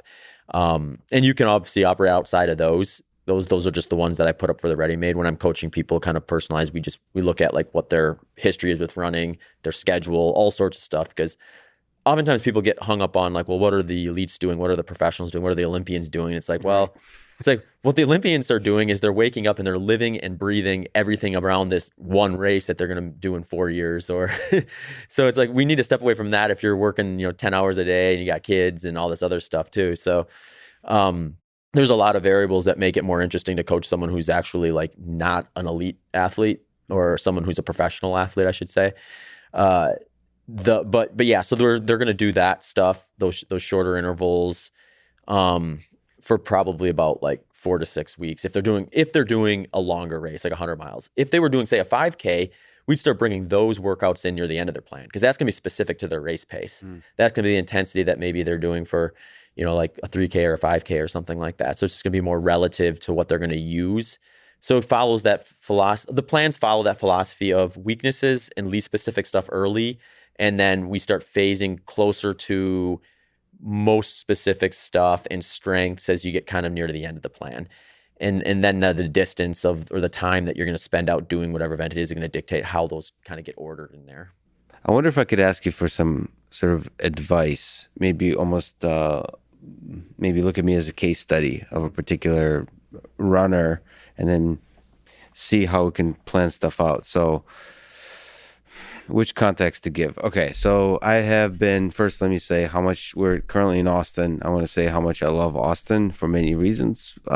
First and foremost, people are super kind, and just like there's so much love that I've experienced immediately when I came to the city versus many of the other cities I've been in. It's not quite as welcoming and full of kindness immediately. I mean, I really love it here in Austin. And because I've been going through a bunch of stressful stuff, I just kind of gave myself a chance to say, okay, I'm going to stick to a diet of carnivore or keto, but I'm going to eat as much as I want. Because primarily because just barbecue was part of the love I was getting here. And I was like, either I resist or just give in. And I decided to give in and actually use this as an opportunity to relax and have fun for the past 3-4 months, plus whiskey and so on. And then the training I also let go of the training a little bit just to relax, to really focus on the work, focus on the love I've been getting, all those kinds of things. But now I just kind of want to set a goal for myself to get back into both competing and grappling, but also doing hanging out with David Goggins and doing a conversation with him. But almost this is my own personal kind of race that I'm looking forward to. And in terms of distance, that means running with David, something like a marathon plus. It's like, it's unclear what. Plus, so my goal would be to continue eating carnivore, which is a whole nother topic I'd love to talk to you about. I feel great psychologically, sort of in terms of mental performance in my work when I eat carnivore, and physically I love it. I've never felt any kind of need for carbs to improve performance in my running or anything else. Combine that with fasting, intermittent fasting, or eating once a day. That's when I feel the best. What else? I also feel best, and this is something you can push back on. I feel best when I just run every day. Like no breaks ever, and usually the same way every day. So like, I know this is suboptimal. It'd be interesting to hear your opinion of just how suboptimal that is. So I think that actually lays out like where my mind is. I'm happy eating carnivore once a day. I like running every day. The goal is to run a marathon in 2 months-ish, 2 months plus. And then about 3 months to do a bunch of competitions in grappling. Okay. With those parameters, I think like you actually probably would be a great candidate for a maximum aerobic function training strategy. Like you want that consistency where I'm going to do the same thing each day. You don't want to beat yourself up so much any one day that you can't get out and do it the next one. That's the sweet spot with maximum aerobic function. Is the trademark there is that you can keep going and keep doing it again and again and again, because as long as you're not, going out one day and trying to do twice as much as what you're ready for that one. So the key for you is going to be picking the right starting point and then building from there on what that day kind of entails in terms of how much running you do. So where you could maybe get creative would be if you decided that it's a hard, fast rule that you run an hour every day, 7 days a week, but we find out that to run your maximum aerobic function means you probably are better off sticking to 30 minutes. Then what you would maybe do is you would run underneath your maximum aerobic function for the first 15 minutes and the last 15 minutes. Maybe throw some of those strides in there if you want to do that at the very end. And then that middle 30 minutes is going to be maximum aerobic function target. Got it. And then maybe after, 4 weeks, you start noticing, what? This 30 minutes isn't wearing me out near as much as it used to. I feel like I could easily push past that. Well, let's up that to 40 minutes of that 60. You're always staying within that 60-minute parameter that keeps your schedule consistent, your routine consistent. I'm wearing a heart rate monitor to sort of, as I run, to monitor it. Sure, actively. Yeah. You could do that. You could go perceived effort. I like to use them in tandem in the sense that like early on, I'll maybe look at my heart rate a little more often. Especially for shorter length. Heart rate can get messy the longer you go. So I end up kind of maybe stepping away from heart rate a little more than some will at a certain point, because I'm going to be usually training or working with someone to run like, a race that's really long, and they have cardiac drift, dehydration, heat, and things that are going to make the heart rate super messy. Yeah, but your probably your ability to measure perceived effort is exceptionally good. Mine is actually really weak. Okay, heart rate then. I need to do the work of connecting heart rate to the perceived effort. Yep, and that's exactly what I would use heart rate for then. And you'll get to a point probably by like in the first couple of months where you can still lean on heart rate if you want, but it'll be kind of one of those things where you keep looking at it, you're like, oh, wow, I can guess it. And you play a game with yourself too, and you say like, well, how close can I guess? Yeah. You'll get it. So like for me, cool. what I'll do is I'll do the run, and then I'll look at the heart rate afterwards and be like, oh, cool, I was right there. Yeah. Or I remember feeling like I was speeding up a little bit there, and there it shows right there on the heart rate. Or I also love sort of something we haven't talked about. I love push-ups and pull-ups, so like body weight workouts. Again, it's mostly mental. I just enjoy the mental challenge of it. I also like, it makes me feel like if all I'm doing is running, it makes me feel I'm not like one-dimensional. Yeah, one-dimensional. I mean, there's some aspect to running that's not to be like hippie about it, but like, you know, you're with nature. You're running it's like we're born to do this thing. And in that same way, I feel like when I'm doing push-ups and pull-ups, I feel like I was born to do that kind of stuff. Like it's like this body weight exercises have that way about them. It doesn't have that dumbbell feel or doing bench press or squats with weight. When you're just doing squats, body weight. When doing push-ups and pull-ups, body weight. Even just basic ab stuff, core stuff, body weight.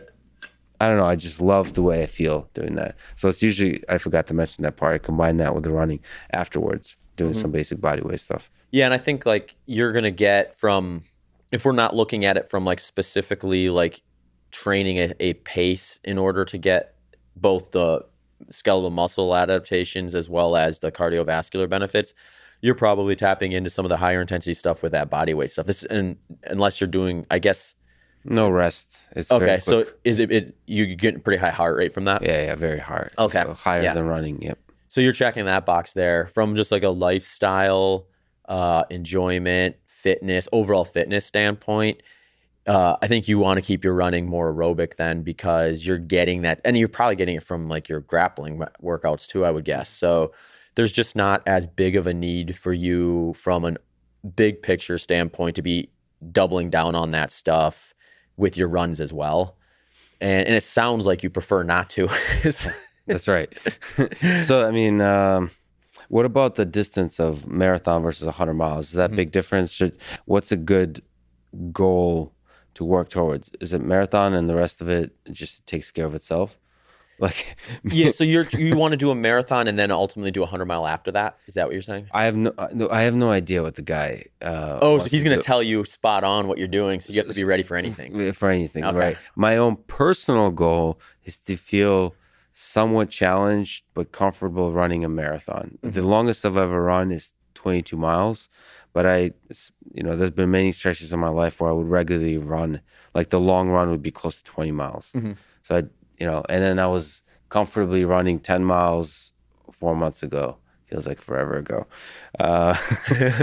Until I injured myself a little bit by running in the snow and stubbing my toe to where it was like, you don't realize how much you appreciate your toes until you stub them. That big toes where all that power comes off. Yeah. Too. And so it was surprising how long it took to heal. And how essential it was, and how unpleasant running, how much I hated running with it. And then I kept trying to get back out there to run, I think it's okay. And no, it's not okay. You really need to let it fully heal. At least that was my experience. I couldn't just suck it up. It was making it worse every time. It was one of those injuries I could really feel, even though it's so small. But it's essential. So is there any difference between the goal of marathon or 100 miles? Would you say, should I be prepping for 100 miles if that's at all a possibility? The big difference is going to be like you're dropping intensity significantly by going up to 100 miles versus the marathon. So the maximum aerobic function, I think, is actually going to feed into that maybe a little bit better. It's probably going to be a little closer, depending on where. I mean, it all varies a bit because like people will focus on specific distances and they'll get very efficient and very adapted to that. So like it's what makes running kind of messy, where like you'll get for example, like the average person can hit their like lactate threshold for probably about like 60 minutes or something like that. Whereas you get these elite marathoners who've been basically spending their entire life preparing for a marathon race, they can push almost up to their lactate threshold and at their lactate threshold for almost like 2 hours. So it gets a little messy when you start looking at it from that lens, but you don't really have to worry about that too much because you're not really focusing on being the best possible 100 miler or the best possible marathoner you could be. You want enough overall fitness that you can just do either one of them without absolute misery because you did the couch to 100 miles. Yeah, exactly. So I think like for 100 miles, the biggest difference, I think, given your context, is just like the more physical things you are doing, the better prepared you're going to be for the 100 mile. So it's almost, given your context, I wouldn't say irrelevant. You want to be doing running, but you're going to be doing that. Once you put it in your program, it sounds like it's going to be pretty locked in. You're going to want to also like it if you view it this way, it's probably going to be more mentally beneficial too, where, hey, today I did my run, I did my body weight exercises, I did some grappling practice. I spent 3 hours working out today. Yeah. If you think of it like that, then you're moving your body, you're doing things that are active for a good chunk of the day, especially relative to most people. So that's going to actually be very helpful for you. The problem or the battle to get over is going to just be like you're going to break down physically running 100 miles. I mean, you're going to break down physically running a marathon too. So like you might just have to push through a little more discomfort, like from a physical standpoint, compared to if you decided I'm going to do everything I can in these next like 24 weeks to be able to run a full 100 miler. Would you say it's physical or is it mental discomfort? Like, I mean, isn't everything physically uncomfortable? Like, what do you train for if you're training for the chaos of so it's not necessarily the 100 miles, it's the chaos of the unexpected, which might include 100 miles, but it might also include 1,000 push-ups in my case. So like you need a bit jack of all trades is what you need to be. Yeah, but also like building up the confidence, or maybe not, I don't know. How do you survive 1,000 push-ups? It's a combination of confidence that you have to know that you can do that kind of thing, not necessarily the actual number, but like doing crazy stuff.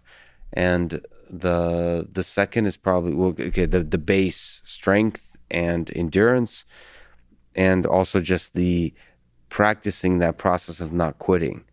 Right? I feel like that's one of the things I really need to do in the running space is like doing slightly unpleasant things where I'm practicing that, like bringing my mind back and saying, nope, I'm going to keep doing it. And part of the running every day has that benefit because some days you really don't feel like running, and doing that, then you're practicing that muscle of doing it anyway. I don't know if there's something you can say in terms of advice how to practice like doing something unpleasant every day or frequently. Yeah, what I would do with that is I would try to make the unpleasant thing be different from one day to the next, if you can. So the fear I would have with making running unpleasant every time would be it becomes like a negative feedback loop in your physiologically, potentially, as well as mentally, where if the entire running process is miserable, you're going to be miserable when you step on that starting line, whether it's a marathon or 100 miles. So you've trained yourself that running equals miserable. Well, and here's the thing, like, I mean, if you look at just like, here's where the literature says on paper are like the, dozen workouts you should do in a training plan. And this is how you should structure them right down to the minute. And you just say like, I'm going to give everyone this schedule and they're going to do this every time, rinse and repeat. My biggest concern with that approach is you are potentially putting them in a position where the training is so boring and so monotonous that like if they hit a roadblock mentally, they're going to fall apart very quick because they've already exhausted themselves mentally just trying to do the same old interval every time, doing the same old, workout. And it doesn't necessarily have to be like one specific plan in its entirety. It could just be like the mix of things within it. So like rather than like if I just said, oh, we're going to do 3-minute intervals through this entire short interval process, or 2-minute intervals, or 4-minute intervals, or 60-second intervals, by that 6th week, they might be so sick of that they're not actually maximizing their potential within that because there's no flavor there. And then they're also actually getting less out of themselves than they would if we just got a little more creative and said, okay, let's mix this up and let's do 4 1-minute intervals, then take a little bit of a break, and then we'll do 3-minute intervals, or at least changing it up from week to week so that they have something different showing up, even though we're addressing the same kind of physiological adaptation. So like, I think what you want to do is you want to introduce the misery. You want to be able to test yourself to the degree where, like, when you can recognize these points of, I don't want to be here, but I can do it and push through it.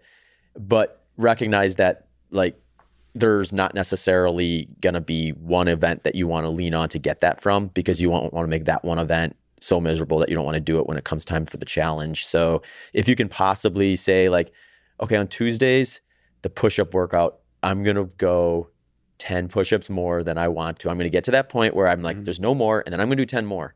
And you're going to make that one miserable.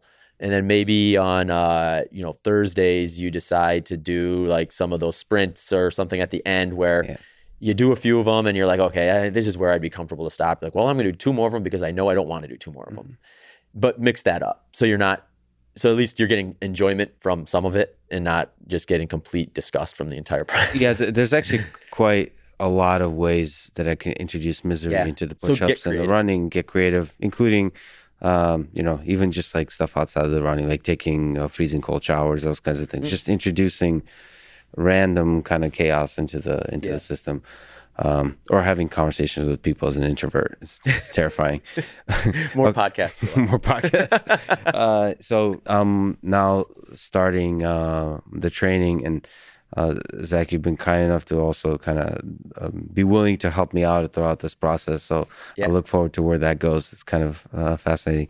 On the diet side, you're one of the many things that make you fascinating is you've played with diet as well, and you're somewhat famous, I would say, for doing low carb or playing with low carb or meat-based diets.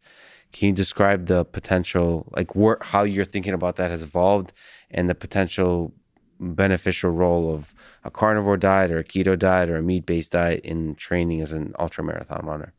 Yeah, and I think like where a lot of times things get confusing for people here is the context of it too, where it's like they want an answer as to what do I eat for endurance sport. And it's like, well, endurance sport is quite wide ranging, as we've talked about many, many times here. So there's going to be differences, I think, in just like what you want to maybe necessarily prioritize, both for the event you're doing and the intensity that's required for it, the training that's required for that event, and then also the individual component too, where I think this one often gets overlooked, where we tend to say like, well, we've got all these Olympic medalists at the marathon and below distance who are, eating a moderate to high carbohydrate diet. So everyone needs to do that if they want to reach their potential in, say the 3K to the marathon. And in a perfect world, maybe that would be true, but there's a lot of other variables that often get forgotten then that could positively or negatively impact that decision choice. So I think Dr. Jeff Volek has done a great job of kind of highlighting this in the sense that, when he works with people in the health sphere as well as the performance sphere. And, he's one of the main guys at Verta Health who's, they've got like a 60% success rate with working with folks with type 2 diabetes to reverse their type 2 diabetes. And I mean, that's an astounding, when you think of just any nutritional protocol, its success rate, they're all incredibly low. They're very, very low. And the big difference with his is the coaching aspect of it. Like they give support so these people like have someone to turn to when they make a mistake, or if they're thinking about doing something differently or they don't know what to do, rather than just kind of throwing it all up in the air and quitting. They have a resource there. And that's probably a big reason why that's the success rate that they have with that, is they put those support mechanisms in place. That picture needs to be carried into the performance world or the running world too, where, we may have just been identifying that, Olympic distance athletes that can tolerate a very large portion of their diet coming from carbohydrate it's going to filter those ones towards the Olympics, filter those towards the event. Yeah. And that doesn't mean that like, if we would have taken, say, the gold medalists in the 5K and put them on a low carb diet, they'd run faster. They probably wouldn't, because we may have already selected that person's thriving on carbohydrate. What I would be interested in is like, let's say we have someone with equal talent, but got weeded out along the way potentially because for whatever reason they just weren't able to tolerate like both the training and the nutrition requirements that they're being told to do. So the coaches there's a culture where the coaches would really push a carb heavy diet, and that would in itself would do the filtering process of people that are not, it would filter out the people that are not able to tolerate carbs as part of their training. I mean, I might be an example of this actually, where, you take someone where they, for whatever reason, the carbs aren't working for them, like it's unsustainable for them to continue that path. Or if they do, they might have a shortened career. So they might be able to eke out a few really good years, but then, they're not going to be the person they're like, wow, that person's 38 and they're still competing at the Olympics type of a person. Yeah. And, you put them on a low carb diet. If you can control everything else, like their entire lifestyle is based around training and racing, then, they may still have better potential by introducing carbohydrates at a higher level. But if that's not going to be sustainable for them as a person, then, what's the point kind of at that, unless they want to be like a kind of a spark in the pan, so to speak. I just feel good eating meat performance wise. Well, and I think there's that group too. And they may just not be the Olympians. And so we're not talking, I guess this conversation has several layers. One is for the Olympics, and one is for like, what is it? Active athletes. They're like amateurs, whatever category I put myself into, like people that exercise regularly. And then maybe people, and then there's people who like exercise rarely. So on all of those fronts, I mean, do you think it's possible to live a happy, active life eating meat only, or mostly meat? Yeah. What have you learned about this? Yeah, I think so. For some context, like I've followed what I would call a low carbohydrate diet for the last 10 years, and just like kind of the training, I periodize it to a degree where there are parts of my training where I do bring back a little more carbohydrate, and there's periods of my training, especially like the off season, where I'm like very low, and I might be like kind of in that ballpark of ketogenic, strict ketogenic, or no carbohydrates for periods of time. And what kind of food are we talking about? What's a strict low carb diet? I've ranged everywhere from like mostly plant-based low carb keto to like mostly animal-based. I've very rarely gone much more than like 2 weeks strict, where it's like I'm strict carnivore or strict plant-based or anything like that. Like we're talking probably more like 95% at the peak, in terms of any type of like longer lasting, from my personal experience of like being like either in like the animal food camp or like the plant-based camp kind of a process. So I've tried all of them. Things that stayed consistent over the 10 years is a kind of the macronutrient profile that I've done throughout the course of. So one didn't win over the other in terms of meat-based versus plant-based? Oh, for me, meat-based definitely. I was my highest meat consumption in 2019, and that was by far my best racing season. Yeah, we keep coming back to that year. That was a good year for many reasons, philosophically and nutritionally. Yeah, well, 2020 happened, and now I haven't had a really good chance to improve. Yeah. We'll see. Hopefully, I've got some more in the tank. That's strange. There's so most athletes that compete at your level have more carbs integrated into their diets. So, what have you learned about using meat in high performance? I think it's maybe less about the meat, and it's more about like what is it replacing? So if we step away from like me specifically and just like the people that, because I mean we're getting to the point, I get it's anecdotes, but like that's what we have at the moment, because there is actually a study being done on like I guess they'd call it hypercarnivore, where they're like I think above 80% of their intake from meat. It's meat. And they're looking at a few different things there, but it's so weird, and I keep interrupting, but it's so weird that it sounds unhealthy, hypercarnivore. Yeah. But it makes me feel really good. So that's the individual thing, right? Yeah, like, the individual thing. There's countless people now who like, and I'm not saying that they could not have found another route, myself included. Like in 2011, when I switched from moderate to high carbohydrate to low carbohydrate and saw some very noticeable differences in the way I felt, the way I performed, and all this stuff, that doesn't mean that there wasn't another path. I just did not find that path. And the fact that I found a path that was producing the results I was looking for is really all that matters in my mind. Like I don't really care if there was a parallel path that works just as well, or something like that, because ultimately we only have one shot at everything we're doing. So like it'd be great if I could go back and try 4 or 5 different things. Well, the annoying thing is that the body adjusts to whatever the heck you're doing. So you can't, it's hard to do good science even on yourself. Yeah. I've referenced my 2019 racing season a few times, and it's like, it'd be silly for me to put all of the emphasis on my nutrition plan for that, because it's also comes with 2 decades of endurance training. So it's possible, and it's very likely, that a huge portion of that success was just the culmination of a lot of work over time from the training side of things. I just think like anytime you hyper focus on one area or pick a couple variables and just target those, you find yourself in a position where you're putting other things in the most uncharitable light possible. So then you have this situation where like it's actually a combination of a variety of different things. So where are the big movers? And, for me, nutritional shift was pretty clear that improved my sleep and my recovery. And I mean, people can say, well, there's the placebo effect, which is a very real concern. But, for me personally, a 10-year placebo effect would be a quite lengthy placebo effect. And I do think it's individual, though. I emphasize that a lot because, I mean, I've worked with tons of people with this, and I do see a range from person to person. I've worked with people who come to me and they're like strict keto, and we raise up their carbohydrates a bit, and they're like, okay, I feel way better doing it this way. And I've worked with people who they come to me moderate carbohydrate, but they're interested enough. They want to try a lower carb, so we titrate them down. And I've had clients where I'm like, okay, I'm going to give them this workout, and they're going to wish they brought back a little bit of carbohydrate. And then they go and they nail the workout, and I'm just like baffled that because they're different from me. And every time, when you have your own personal experience, the first kind of guttural response is, oh, if I had done it, it would have gone this way. Why did it go the complete opposite way for them? And you kind of have to just kind of step out of your own perspective a bit and say like, okay, well, they're different, for whatever reason, they're getting along like this.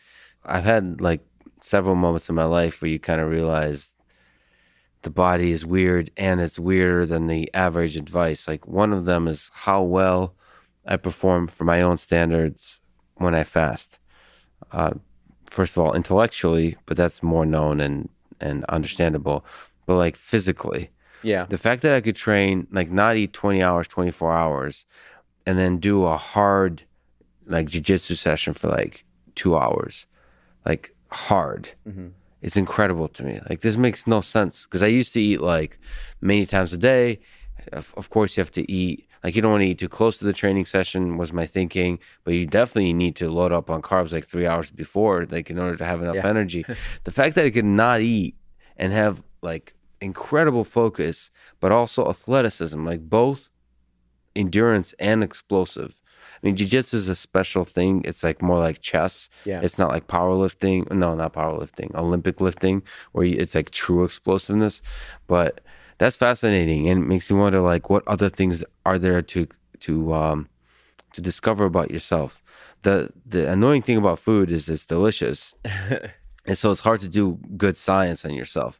Like to do, for 2 weeks or a month, to do like strict no carbs, and then maybe next month you add 20 grams or 40 grams of carbs and see how you actually feel. Not like in that moment, but over a period of several weeks, and then doing everything else based on best available science, like with electrolytes and then vitamins, but then also like remove all the humans from your life that affect you positively or negatively, because you might feel amazing because you're hanging out with cool people, and then like removing basically all the variables.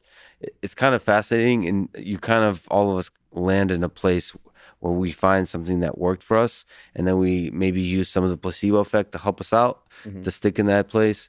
And then I suppose that's the way to live life. Like it's impossible to find the optimal for any of us, but carnivore is an interesting new kind of caveat, a new challenge to the nutritional community, because more and more people seem to be doing well under carnivore. Well, the nutrition community is probably like, we just got done like dealing with the vegans, and now we got this opposite end of the spectrum coming at us. But I think, well, I mean, what this all tells me is like there is for one, like in our food environment, like the failure rate of any one approach at a population level is going to be incredibly high. I mean, it's why we have, what is it, like 88% of the population has some sort of like metabolic syndrome. And it's like, it's because there's an endless quantity of everything that you can get your hands on for relatively cheap. And I think that presents a problem if your mindset is going to be, we need this set of parameters for nutrition and everyone needs to adhere to that or you're wrong. And it's like, well, tell that to the person who like went carnivore and cleared up some like crazy skin ailment or something like that. That's a weird one. Yeah. Like where the carnivore seems to treat like depression. It's like mental stuff. It's fascinating. There's all these stories. Again, it's anecdotes, but it's like the mental one, I think I'm stepping out a bit on a limb here, but I want to say like some of the research of Dominic D'Agostino and Jeff Volek was looking at the ketogenic diet, which a carnivore diet is basically going to be a part of a ketogenic. I mean, you could always go like way too high on the protein, I guess, but most people that I see doing carnivore, they're cognizant enough that at least if they're doing it for therapeutic reasons, they're not going like, 50% protein, 50%. They're more like 70, 30, 80, 20, something like that. And I think like you do see some work with like the brain and so the mental stuff. I know some of I'm not sure if this was part of the DARPA funding that Dominic D'Agostino had, where they were looking at things like mental stuff, like post-traumatic stress disorder and that sort of stuff with like a strict ketogenic diet. So I wonder if some of that, like the depression related stuff has to do with that, where now like their body is just fueling their brain differently than maybe they were in the past. But that's just, wild guesses on my part. And I'm deviating from the conversation, but like. No, that's brilliant. In terms of your own story on food, can you say something? I think we were kind of referring to diet broadly. Can you say something about how you like to fuel your, like, whether it's race or great training sessions, like maybe the day before, let's go even that far, during, and maybe a few hours after? Okay. It'll be a little different for racing than it will be for like a big workout, just because the interesting thing about ultra running is just like you never do the race. Even like most endurance races, you're going to cover the distance, you're going to replicate the race almost up to it in training, whereas with 100 miles, you can't. You might replicate a third of it. Yes. So I'll walk you through kind of my approach for like a 100-mile race, and I can tell you maybe what I would do differently on like a training day. But yeah, so for where the community is in agreement is that you do want to be very good at burning fat for ultra marathons. I mean, there's just like the intensity's low. If your ratios are skewed very high towards carbohydrate metabolism, then you're going to have to defend your muscle glycogen through tons of carbohydrate consumption. And that's just going to be very hard to do over the course of an entire day, even at low intensities. So it's a fuel tank thing. I mean, it's like your leanest endurance athletes have way more fat than they do glycogen stores. When you're doing low intensity performance, you want to be burning high levels of fat and sparing that muscle glycogen. What I tend to do is I want to start the race burning really high levels of fat. So I'll maybe have some carbohydrate the night before for dinner, but then I'm going to lean into the overnight fast. Breakfast the morning of, I'm going to stay away from carbohydrates for a 100-miler anyway. And I'm going to have something that's pretty like high energy, low volume. So like I'll do like an S Fuels Life Bar. They've got like what's in an S Fuel Life Bar? Are we talking about carbs? Or are we talking about protein? It's basically fat and protein. It's fat protein bar, and they make some. That's awesome. Yeah, you need to get one. So it's low carb. Yep. Mm-hmm. Yeah, S Fuels makes a whole product line that's like kind of positioned for a low carb athlete. So they have some products on their lineup that offer some carbohydrate, which is perfect for me because I do introduce some carbohydrate on racing and some of my bigger training sessions and things. But the majority of their products are low carb. So like they have like, you know how you get like the powders that you put into like your drinks that are like high carbohydrate, sports products. They make a version of that that's like fat based. Oh, cool. That you can mix in with water? Yep. Mm-hmm. Cool. Yeah. So they've got like a creamer version and then a fruity flavored version. So you can like replicate the taste and the feel of drinking like a sports drink. Science is awesome. I know it is. Well, and that's so much of it too, because people are always like, well, I don't know. I just like to have my Gatorade or whatever. Right, yeah. It's like, well, you can have it now. Just it won't have all the carbs. So you can bring that kind of thing with you. Yeah. So I'm leaning on a lot of those like kind of liquid calories, like those low volume, high energy, fat protein stuff the morning of, so that when I start the race, my body's going to be encouraged to start out burning high levels of fat. Once I get going, probably about 45 minutes in, I'll start introducing small amounts of carbohydrate. So at that point, my body's been revving pretty high fat metabolism. And by introducing some carbohydrate in the context of the, let's say my 100-mile personal record, I'm running approximately 9 miles every hour. So I'm probably going through about 1,000 calories in an hour's time. I'm going to start just like defending muscle glycogen by burning super high levels of fat. At the heart rate I would do for that, I'm probably burning somewhere between 80-90% fat. 12 hours of that, you can chip away at your muscle glycogen to the point where you don't necessarily want to go zero carb. So I'm basically just trying to defend what I know I'm going to be burning from the carbohydrate side of that 80-90% fat, 10-20% carbohydrate by taking in like, usually, I've gone as low as about 15 grams of carbohydrate per hour and as high as 40 grams. And the reality is somewhere in between is probably the sweet spot, but 40 I can get away without any digestion issues. So I'm not really concerned pushing up to that during a race since I'm only concerned about performance on that day. Is it the carbs that's the problem, or is it fiber? Or from going above 40 grams? Or just because you mentioned digestion issues. One of the things for me, it's like one of the cool things about fatty protein and fat is like my stomach just feels way better. Yeah. Like carbs introduce like bloating and just not feeling great. Yeah, and I think the funny thing is like if you look at the position paper for ultramarathon single day events, and it's very limited in the sense that and it's not anyone's fault. It's just that we don't have a lot of great research on 100-mile races. It's really hard to study what's going on when someone's running 100 miles. But they'll say a moderate carbohydrate diet is recommended, but they'll also say that it's like something like 60% of participants are going to report some sort of like digestion issue during the event. So then it kind of becomes an issue of, do you want to flip that coin? Do you want to flip that coin? You want to be the 40%. Right, exactly. So for me, what I found is like, I can push up to 40 grams without getting any digestion issues. Do I need 40 grams? Probably not, at least not based on kind of the numbers that would be like, that I would see on like if I went and actually got a metabolic cart test or something like that. But it's possible. I mean, if I had a really good race that I would get close to burning that per hour. Most folks that are following a moderate high carbohydrate diet are going to be recommended to do like 50 to 70 grams during a single day ultramarathon event. And you'll see some recommendations of up to like 100 grams.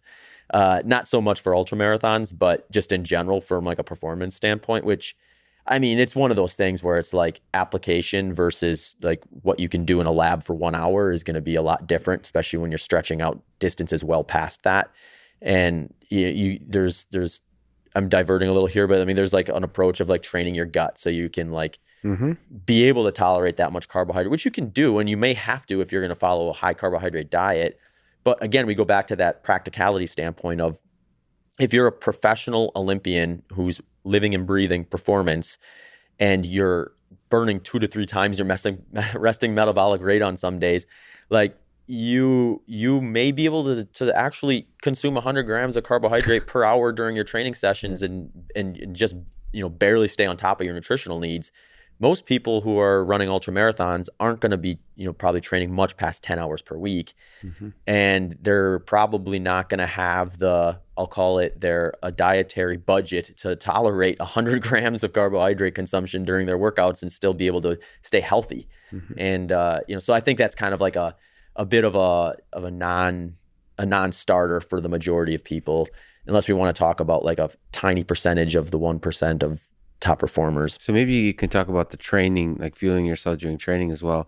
Is there, and also as part of that, is it possible to train mostly fasted? Because as a side comment, let me just say, I like, again, not anywhere, not even like 1/10 of your level of performance, but I try to push myself, and I just feel much better when I'm fasted. So water and maybe some salt for longer runs, for anything over like 10, 15 miles, but no food. Yeah, I like to train on an empty stomach. I do most of my my biggest training session usually in the morning, and it usually what'll determine whether I eat something or not before that is like how much do I need to eat that day in order to stay on top of it to be able to train again the next day. Gotcha. So I'll usually do something similar to what I would do before a race if I need to kind of stay on top of calories for the day. So I'm not like at noon with like no calorie intake and like 5,000 calories to try to consume before I go to bed that night and get out and do the same thing the next day. But yeah, I think if I were doing what you're doing, like if that were my lifestyle, I think I would do almost all my runs fasted. I don't see why I would be eating a lot before it, because it's like I'm just introducing something that could, especially if you're noticing. Like, here's what I'd say. If I was doing that and I was like, wow, this run sucks, and then I introduced something beforehand and now my run was feeling great and my progress was getting better, that's when I would maybe consider having something before. But if you're running both of those like self-experiments, you're noticing, yeah, if I eat something before I go out in this workout, the workout's less enjoyable. I'm not noticing any increased improvements on it. Again, it's a little messy, like we said before. It's hard to really, you can't go back and try it a different way on that specific day. But I think most people, if they're just like, if they go at it with like no bias in the sense that they're like trying to make one work versus the other, you can get at least a good enough look at it. And if absolute peak performance in one activity, one very specific activity, isn't your goal, then it's like, do you really care if one has a 2% performance increase that you won't even probably notice, because there's other variables that will clearly overpower that 2% one way or the other? And there's some benefit in terms of freedom and letting go of like having to think about some of these variables. I see sort of fasting as, even if it's like a hit on the performance, it's worth it to just not think about it.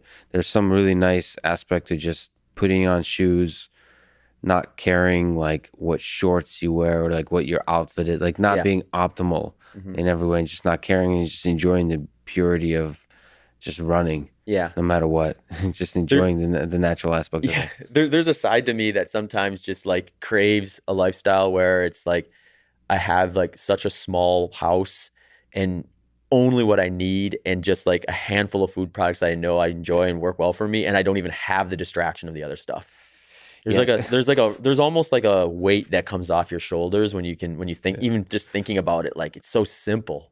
So the reason I'm mostly a minimalist like that, the reason I have stuff is I realize like you probably have to fit into society, and if you want to have other people in your life, you should probably get used to having stuff. Yeah. Because most people like stuff. Right. Yeah. Well, yeah. There's that side of it too, and there's a whole, you don't want to ostracize yourself too much, and I think you can kind of like, you can manipulate that a little bit where there's things that are like not specific to, that's going to negatively impact the people around you or your experiences with them.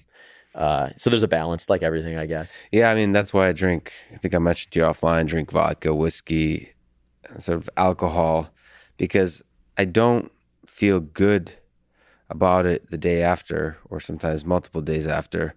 So I know it's not good for me. I do a lot of stuff that's good for me, everything we talked about, exercise and diet and all those kinds of things.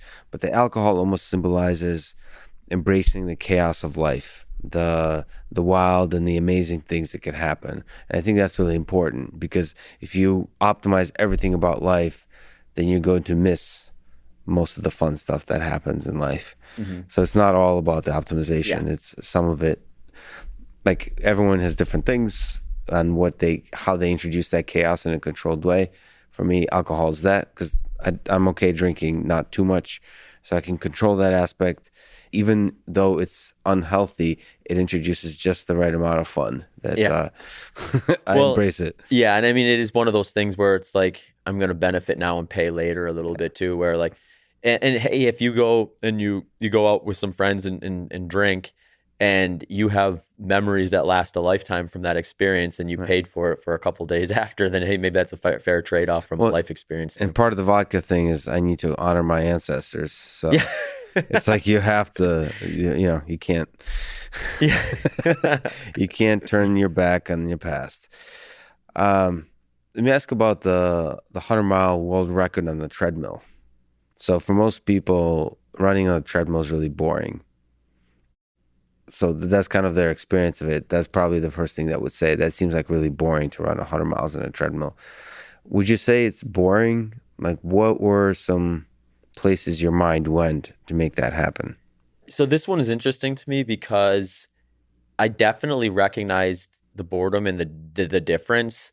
The thing that the question I can't quite answer, I think, with it is like, could I have remedied that with better preparation? Because the scenario that put me on a treadmill for 100 miles was, it was March 2020. Basically, the cascade of every race on the planet got canceled. And I was in a position where I was going to be doing a runnable 100-miler on a track in mid to late April. So I had like the majority of my training under my belt. So I was like kind of putting the finishing touches on that. And I was like, oh, great. Here we are. Like, what do I do with this fitness? Do I just scale back and hope the events come back in fall and then peak again? Or do I find something to use this fitness for? And the treadmill was the closest thing to what I had been training for in terms of just like a mechanical, like flat running essentially, that I could think of. And my thought was, okay, well, I'll just live stream myself on a treadmill and see what happens. It ended up turning into like quite a big event. But so you don't usually incorporate treadmill running into your training? I don't not incorporate it. I just don't incorporate it in the way that would be necessarily conducive to, dealing with the mental aspects of being on a treadmill for 100 miles. Was it that different than running on a track? It was, from the sense that, here's the way I describe it, is when I'm on a track, it's a controlled environment and everything can be very uniform, but there are tiny little micro adjustments in pace that I'm doing subconsciously that give me the sense of control. Right. I might run the exact same split, but there's like a fraction of a second or a fraction of a second faster than a fraction of a second slower that equals the same outcome. It gives you that sense of control. You're determining how fast you're going. On a treadmill, you're responding to the belt. So the advantage is you can set a pace and know you're hitting it. The disadvantage is you're being told what to do by that machine, and that gets very frustrating. I felt like I wanted to step off. Like you get to like certain points where you're just like, that's fascinating. Like even stepping off, what I noticed, I learned this on the day of actually. Like I noticed there's something where it didn't really matter how long I get off. Like I'd get off to use the bathroom, and that was a little bit of a longer break. Then I had like a hiccup during my event where we ran so much power through one end of the house that the screen on the treadmill was blacking out. Yeah. So I ended up jumping back and forth on treadmills for quite a bit in the beginning, and I noticed even turning it off, stepping on the other one, and starting the other one up gave me like, a handful of seconds between was enough of a mental break of just like that release of being told what to do to reset. So maybe if you were in the future, you would figure out how much is needed to have that mental break. I never actually thought about that. I mean, obviously for you, but also for people like me, like amateur runners, that's a source of frustration with the treadmill.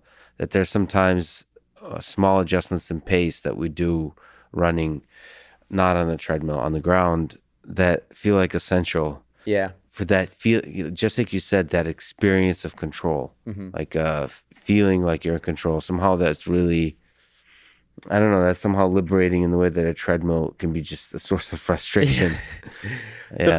The funny thing though about the treadmill is I actually like to do faster workouts on the treadmill, like long intervals or something like that, or tempo runs, because for that type of stuff, sometimes for those, I want to release the brain power required to hit that pace and say, you take care of that. Yep. And for that, it's fun, but those are over quick, so you don't really run into the times. Yeah, that's fascinating. For like precise control of pace.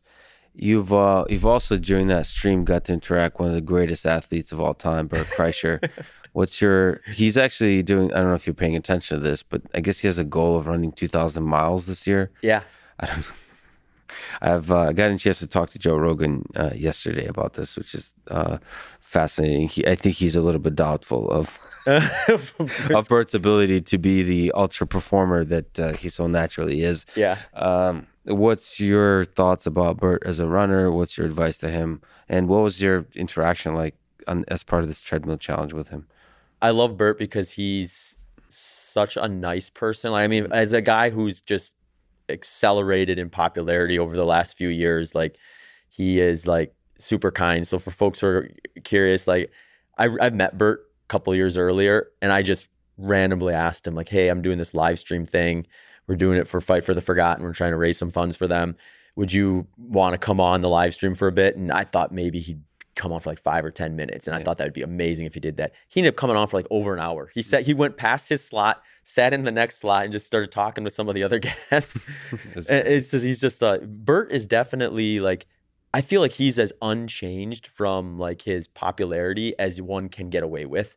Mm-hmm. And it's just like his lifestyle, I think, is very unpredictable in the sense that like, if he wants to run like X time for a specific race, that's going to pull away from his lifestyle so much to focus on that. Mm-hmm.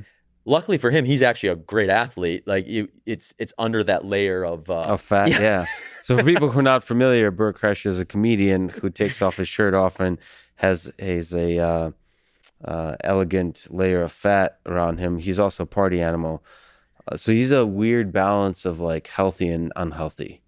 Yeah. So he drinks a lot during, I think there's some debate about that, but certainly after his performances. But at the same time, he's into kind of the running thing. Mm-hmm. And he does quite a bit of treadmill running, I think. So, and like I said, has this challenge of running 2,000 miles this year. So it's fascinating to have somebody who so fully embraces life and the full joys of life as represented by the huge amounts of drinking and partying and just being a wild man, but also at the same time like being at least curious about this, challenging yourself in the physical realm. It's kind of fascinating. It reminds me of one of my favorite comedians, like Eddie Izzard, mm-hmm. who's been doing those challenges basically off the couch, just running a marathon a day kind of thing. It's fascinating to see the purity of those challenges when like exercise hasn't necessarily been deeply ingrained in your life, and you kind of just embrace the challenge anyway and take it on. And that's another way of looking at it, because we've been talking about running as a performance like optimization thing, where training is such a huge part of this process. Like race day is just the cherry on top. But there's for some people where the race is the cake. Yeah. It's like they just take it on as a pure challenge, as the thing you haven't really trained for, as the thing you don't understand the intricacies of, but you take it on anyway. And that reveals something about the human spirit as well.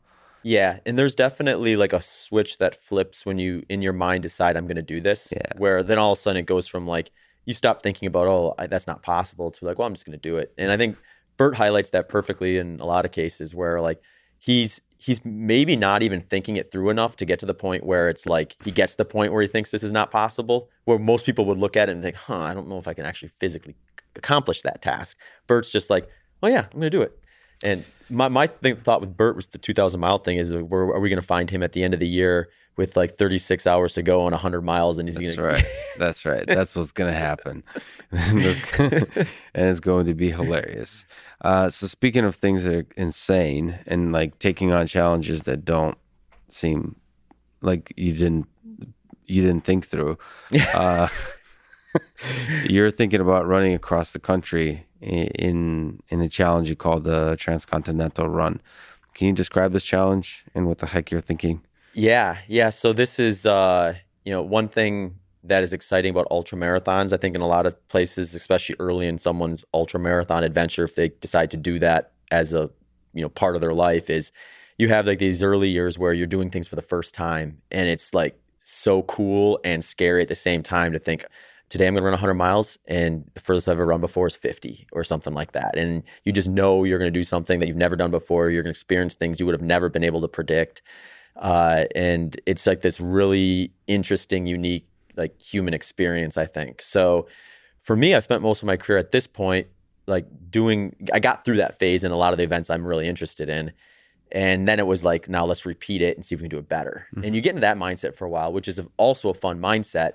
But there is that kind of like desire to kind of have that human experience again of like, not knowing what could happen, or is this doable type of a thing, but still doing it and figuring it out along the way. So I would describe the Transcontinental project as something like that. It's not anything unique to me or anything new. There's been a lot of people who've done it before, but essentially it's a route. There's different routes. There's one kind of main one that's done for like that is used as the record route, more or less, that you go from San Francisco to New York. And essentially you live out of an RV while you're running. So you run as much as you can during the day, then you go to bed at night, and then you get up and do it again. And you're handling all the logistics and the process of trying to make sure you can get up the next day and do again what you did the day before, which is going to be the biggest difference. So for me, I've done all single day ultra marathons where you're going to wring yourself dry at knowing the next day or week or however long you need, you're going to be able to just kind of like shut everything down and let everything catch back up. Whereas with this, like, you know, you're doing it again and again, again. Yeah. And, you know, the record is by a guy named Pete Kostelnick, who averaged just over 72 miles a day, finished in 42 days, 6 hours and 30 minutes. And I mean, just like 72 miles, 73 miles, and then like next day again, just knowing every day when you finish, you spend a whole day running and then, okay, I'm gonna go to bed. I'm gonna wake up in the morning. I'm gonna have to do this again. And then, you know, have that happen for 6 weeks. And that's if it goes very well. So luck, I assume, is a big part of this. Yeah, for sure. I mean, there's just so many variables that are uncontrollable on this type of an experience, just because, I mean, you go over the Sierras, maybe you hit a storm. You know, you try to time it. Most people do it start in September, so you can get over the mountain passes without a big storm coming through, but then also get to the East Coast before it's like the middle of winter. So like early September start is kind of ideal. But you can, you know, I mean, Pete was very fortunate from a weather standpoint. I think he made one big mistake. We got a little too aggressive in the beginning, had to take a full day off. So he actually averaged, from a moving day standpoint, closer to 75 miles per day. Wow. But yeah, I mean, there's going to be things that I can't prepare for or won't know it's going to happen. And, you know, a lot of the logistical stuff will get leaned on with the crew. Mm-hmm. So that's the hardest part right now, is just like getting all of that put together, where it's like, okay, I need to have the RV ready. I need to have all the stuff. We need to have the places figured out where we're going to stop, and the people that can, you know, dedicate that much time to an activity like that. You know, there's a lot of moving parts even before you start the adventure itself. When are you? So you're taking the San Francisco to New York, right? Yeah. Mm-hmm. And when are you doing the run? September 1st is when, you know, barring anything like catastrophic between now and then. This is really exciting, but I mean, it's incredible. So you'll probably have a bunch of people just randomly running with you. Are people going to be tracking where you're located? Yeah, so I'll be documenting everything because, I mean, my hope is that I'm doing it primarily to raise awareness for Fight for the Forgotten, Justin Wren's charity. But with that said, I think I am capable of, if I have a good experience, you know, chasing the record or going after the record, or at least getting close to it. So, oh shit! So you're gonna try to beat this record? Yeah, I'm gonna go out with I'm gonna structure the process in a way that leaves that door open, is the way I would describe it. I'm gonna try not to do anything that would potentially put it in a situation where that becomes the primary goal, just because I want to make sure that the reason I decided to do in the first place was for Fight for the Forgotten. So I want to make sure that I don't end up 2/3 the way across the country with a broken leg and I'm like, hey guys, I guess the donation button's turned off. So focus on, like, don't sacrifice that, right? That goal. But also there's a community aspect to it, mm-hmm. that I feel like, are you going to, I mean, so you're going to document and post, yeah. But are you going to also, is there a safety perspective here? It's like the Forrest Gump thing. Mm-hmm. You might have large numbers of crowds that run along with you for a while. Are you worried about that kind of thing? I wouldn't say I'm worried about it. I mean, I think there's remote enough spots along the way where you'll get some alone time more likely. I don't necessarily mind if people want to jump in. There'll be some people that will definitely want to do that, and they can come in. But the reality is, like, it's probably not going to be a scenario where there's, like, you know, 40 people following me at all times. You say that now. Yeah, you never know. Just wait for this podcast. Yeah, and then if Joe finds out you're doing this, then we're really in trouble. All right. So, I mean, what are the things that you think will be the hardest for you? And also, like, how do you train for this kind of thing? And what are the hardest things you anticipate, and how do you train for them? Yeah, so the way I'm looking at this is it's much less about performance from the traditional sense, where I need to be able to be X fit. I think I need to be injury proof. That's what's going to be a detriment. If you think about it, like, if I manage to average 9-minute mile pace for a day, that would be 80 miles in a 12-hour time frame. So I'll easily have 12 hours of moving time per day. 9-minute pace, I think, is slow enough that it's not an unreasonable clip. So, like, when you, I mean, obviously there's things that slow you down, or I'll probably take walking breaks, you know, stopping breaks. You got to stay on top of nutrition. That's the other big thing too. I'm, you know, probably eating like anywhere between 10 to 15,000 calories a day, which is, you I can probably count on my hand a couple of occasions where I've eaten that much in my life. So now I got to do that for 6+ weeks in a row. And you don't want to have any stomach problems. Right. Try to minimize the amount of stomach problems. So would you estimate about 12 to 13 to 14 hours of running every day? Yeah, that's probably like from the first step to the last step, it'll probably be somewhere around like say 14 hours, 13 hours or something like that would be a pretty good estimate.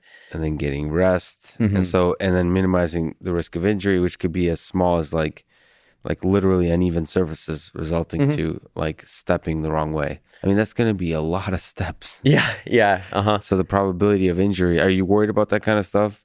Can you strengthen the ankles or those kinds of things that prevent possibility of injury? And that's where I'm putting a lot of my focus in is I think like just being running fit is going to be, like generally speaking, is going to be important. I think just from a lifetime of running is going to be a huge advantage.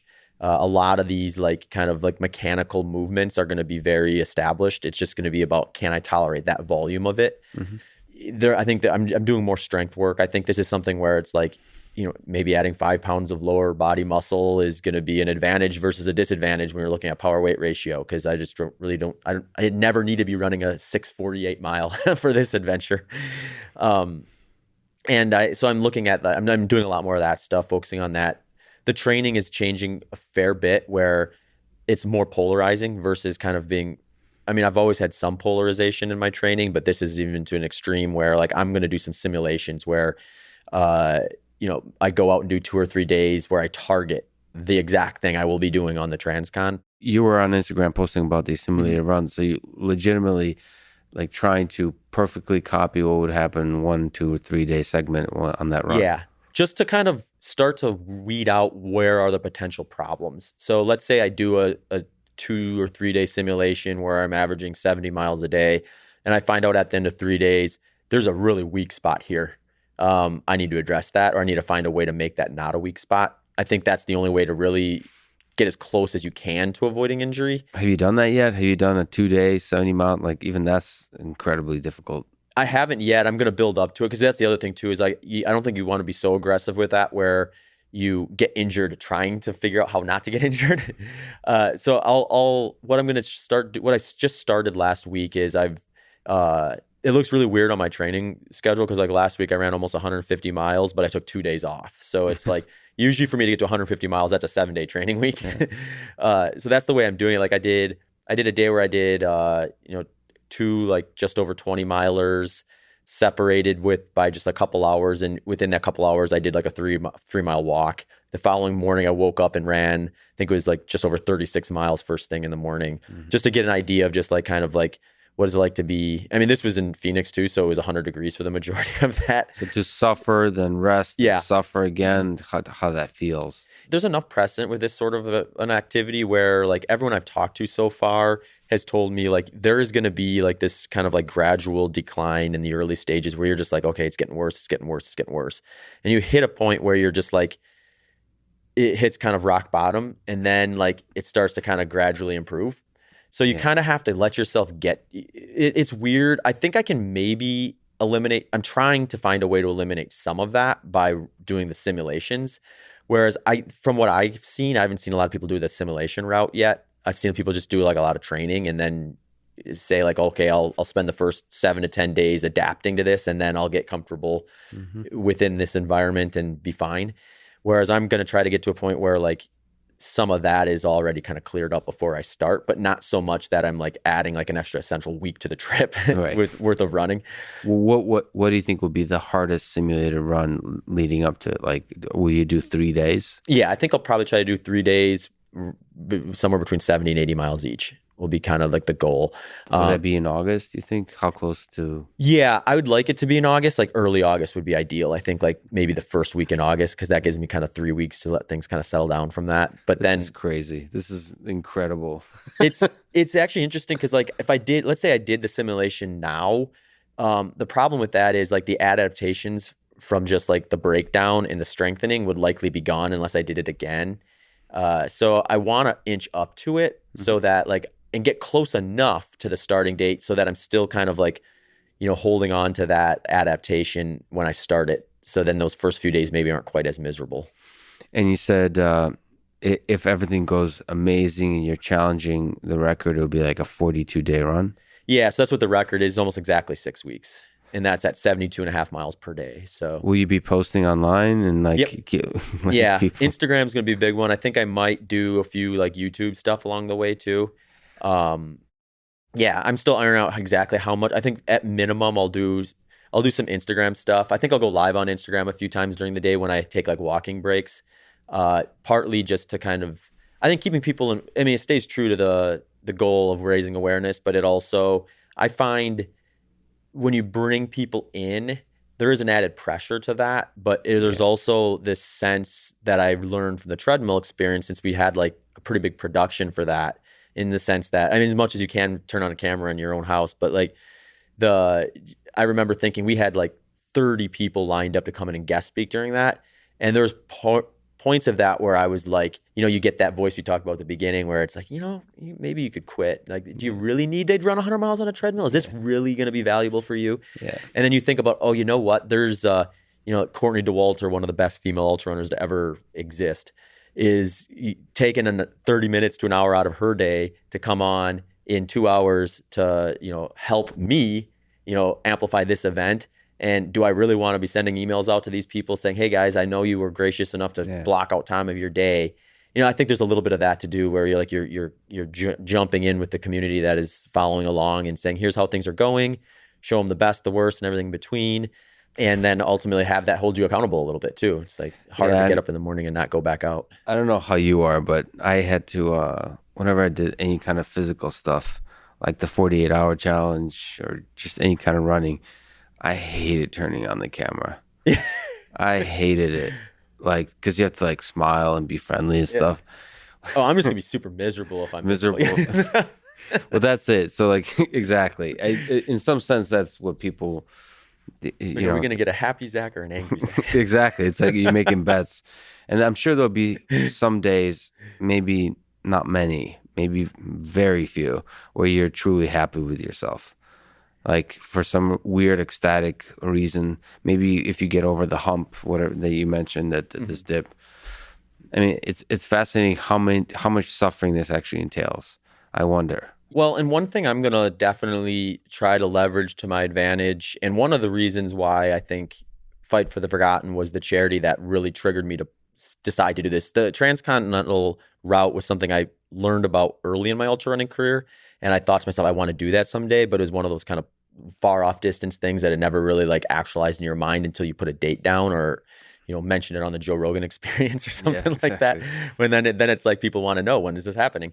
And, what I try to think about is, the reason Justin identified the Pygmy tribe was because they were super forgotten, where, we think about just like some of these third world countries where it's a scenario of like, some people, it's easy for us here in the US to think to ourselves, well, why don't they just industrialize? Why don't they just like, start to innovate a bit? Why are they so primitive? What's wrong with them?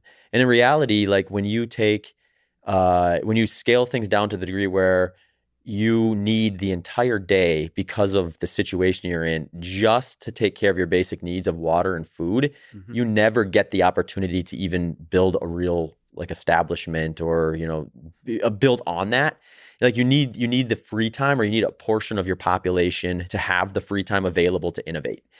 And the Pygmy tribe just hadn't had that historically. In fact, they weren't even considered humans by like the local government for quite some time. And, the people that really pay the price in some of these situations are the women, because they're the ones that get saddled with like the water gathering and things like that. So the reason that Justin picked wells to build was because he thought to himself, if we can get them wells, then now these women don't have to spend all day walking and carrying water. Now they can just get that water, and now we have half their population freed up for other things. Now maybe they can start farms. They can build some housing and stuff like that. And it exponentially improves once you take care of some of those big key early things.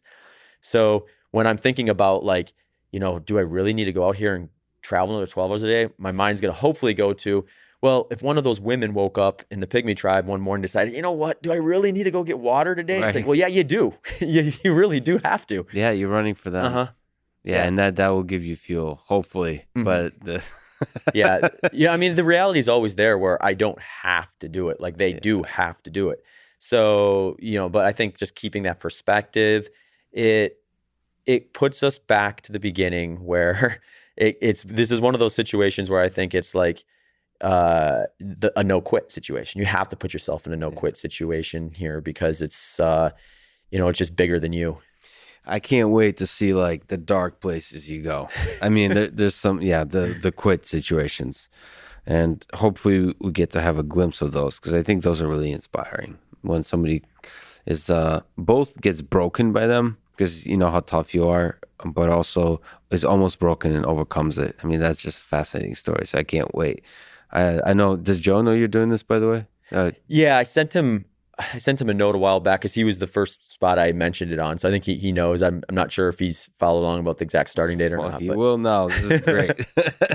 You'll probably think you're crazy MFer for doing this, but I think you'll love it. And I think I love it. And I think the world will love it. Ridiculous question. Who's the greatest endurance runner or endurance athlete of all time? Oh, that's a good question. I think I'd probably go maybe two directions here. I think Helle Gebrselassie is one of the best, in my opinion, because 27 world records, like not all the different distance, but like breaking and re-breaking and that sort of stuff.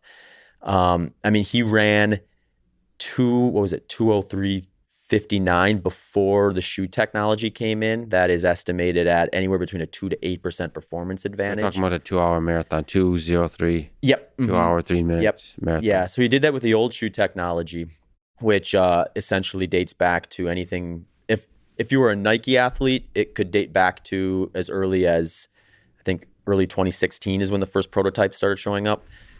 So if you're before that in your career, you're guaranteed to be using the old shoe technology. And I mean, just the range of it too. And it's hard. I mean, is he a marathon runner purely?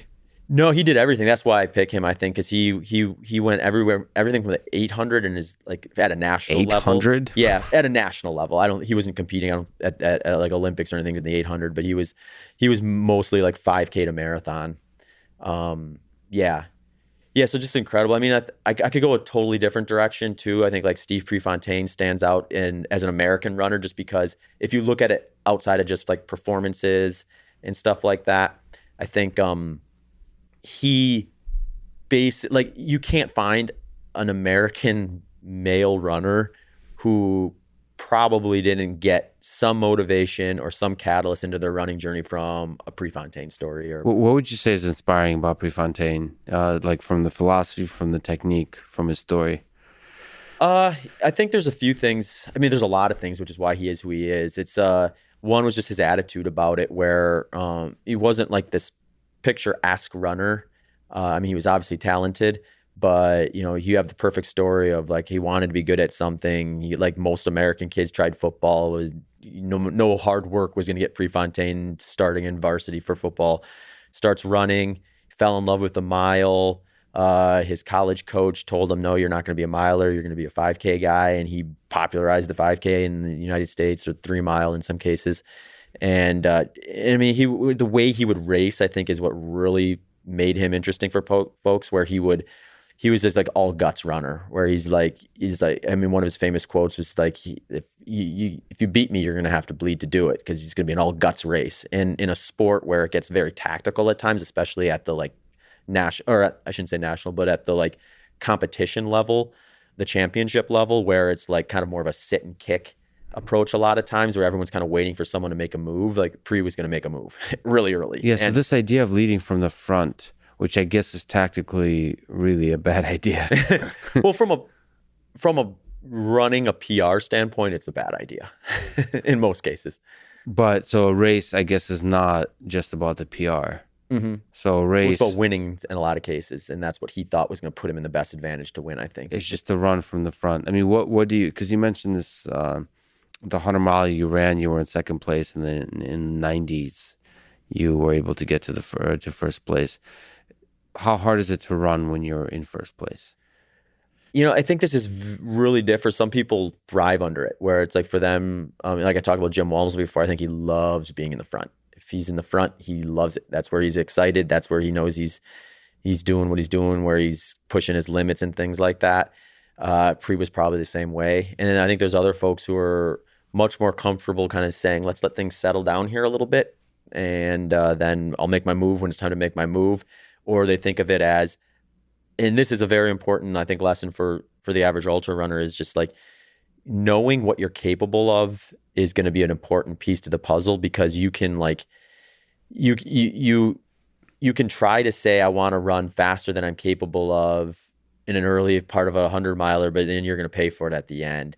So really, unless you're trying to go for the win, and that's a tactic that you think is going to produce a win versus trying to run your fastest time, you got to run within yourself, within your parameters. Obviously, there's a big question about where those parameters are in a lot of cases, which makes ultramarathon even more interesting, because it's like there's so much unknown about it. It's like, well, maybe you can go faster, and we just don't know yet. So there's, in the face of that uncertainty, there's something admirable, like it was with Prefontaine, where you take the risk and run faster than you think you might be able to run in terms of pace that you can hold. So push the pace that's possible. Yeah, explore the unknown. It's like a pioneer spirit, right? Yeah. The next frontier kind of a thing. But I mean, Prefontaine, also there's other angles with him too, where he was like in the amateur era, where to be an Olympian, you couldn't be pro. So he's turning down, I mean, the guy was on food stamps and living in a trailer because he wanted to run at the Olympics. And there was a lot of like politics involved with not being able to take sponsorship money and things like that, which has changed since then. But so he was huge in the movement for that, to kind of like, have a situation where now as an athlete, you can in most cases, finish college, sign a big contract with, a sponsor, and then also still compete in the Olympic Games and go to the events that are actually ones that are going to likely catapult your career in most of the Olympic distance endurance events. So he just revolutionized the sport. And then to add even more flavor to the whole thing, I mean, he died a very premature death. He got in a car accident and died before he would have likely probably medaled at the Olympics. So and there is a tragedy, the fact that he didn't. Yeah, well, he was fourth place at the Olympics his first go of it, and it was kind of one of those things where it's like fourth place at the Olympics is the first man looking out, or the first woman looking out, and for a guy that had as much hype as him, I think like a medal was something he really wanted to take home with him there, and especially how that race went. I mean, yeah, I don't know, it's tragic, the whole thing, but that's one of the things that makes Olympics amazing, is the tragedy of it. Like one race decides the story of a lifetime, which is like, yeah. That's why it's amazing, even if a lot of people get hurt because of it. Tragedy makes the triumph special. Right. Yeah. And well, it makes life like a movie almost, where exactly. If everything's all sunshine and rainbows, then it's not as entertaining to watch. There's no adversity to overcome. You mentioned shoe technology. How much has shoe technology advanced through the past few decades? How much has it changed running generally, but also running, like ultramarathon running? I would say in ultra running, it's had much of a less of an impact, because ultra running is still heavily skewed towards the trails. So the technology, at least from what we know, isn't necessarily translating over to these like massive varied terrains, certainly not the technical terrain and things like that. Now on road races, flat stuff, like the track stuff, the roads, a runnable trail, where it's just like basically crushed limestone more or less, you definitely get an advantage from it. It's and essentially what happened is this probably dated back actually before 2015. Nike decided, well, their development team was ahead of the curve. They developed this new foam, they call it like a PBOK foam, and they realized that like when you step down into a shoe, the reason like racers a lot of times would wear these flats is because they're trying to take out any of that lost energy into the foam in the shoe. Well, this foam that Nike came out with is so good that it actually returns way more energy than the average foam did, to the point where like when they test these things on like force plate treadmills and things like that, it's like depending on the person's gait and in some of the things, it's like a 2 to 8% improvement in performance. I mean, we've seen records just across the board get broken since this came out. All distances? Basically, yeah. I think at least from the 5K up through the marathon, and I mean, we've seen some insane improvements in the marathon. I think like the women's marathon went from what was considered a relatively untouchable like 2:16 to a 2:14. And I mean, like it was like 2:18 was like just world class. Like if you could run a 2:18 marathon as a woman, that was like, I mean, it still is to a degree, but then, now you have someone run a 2:14. Like that's a huge And you attribute jump. a lot of that to the shoe. Yeah. Mm-hmm.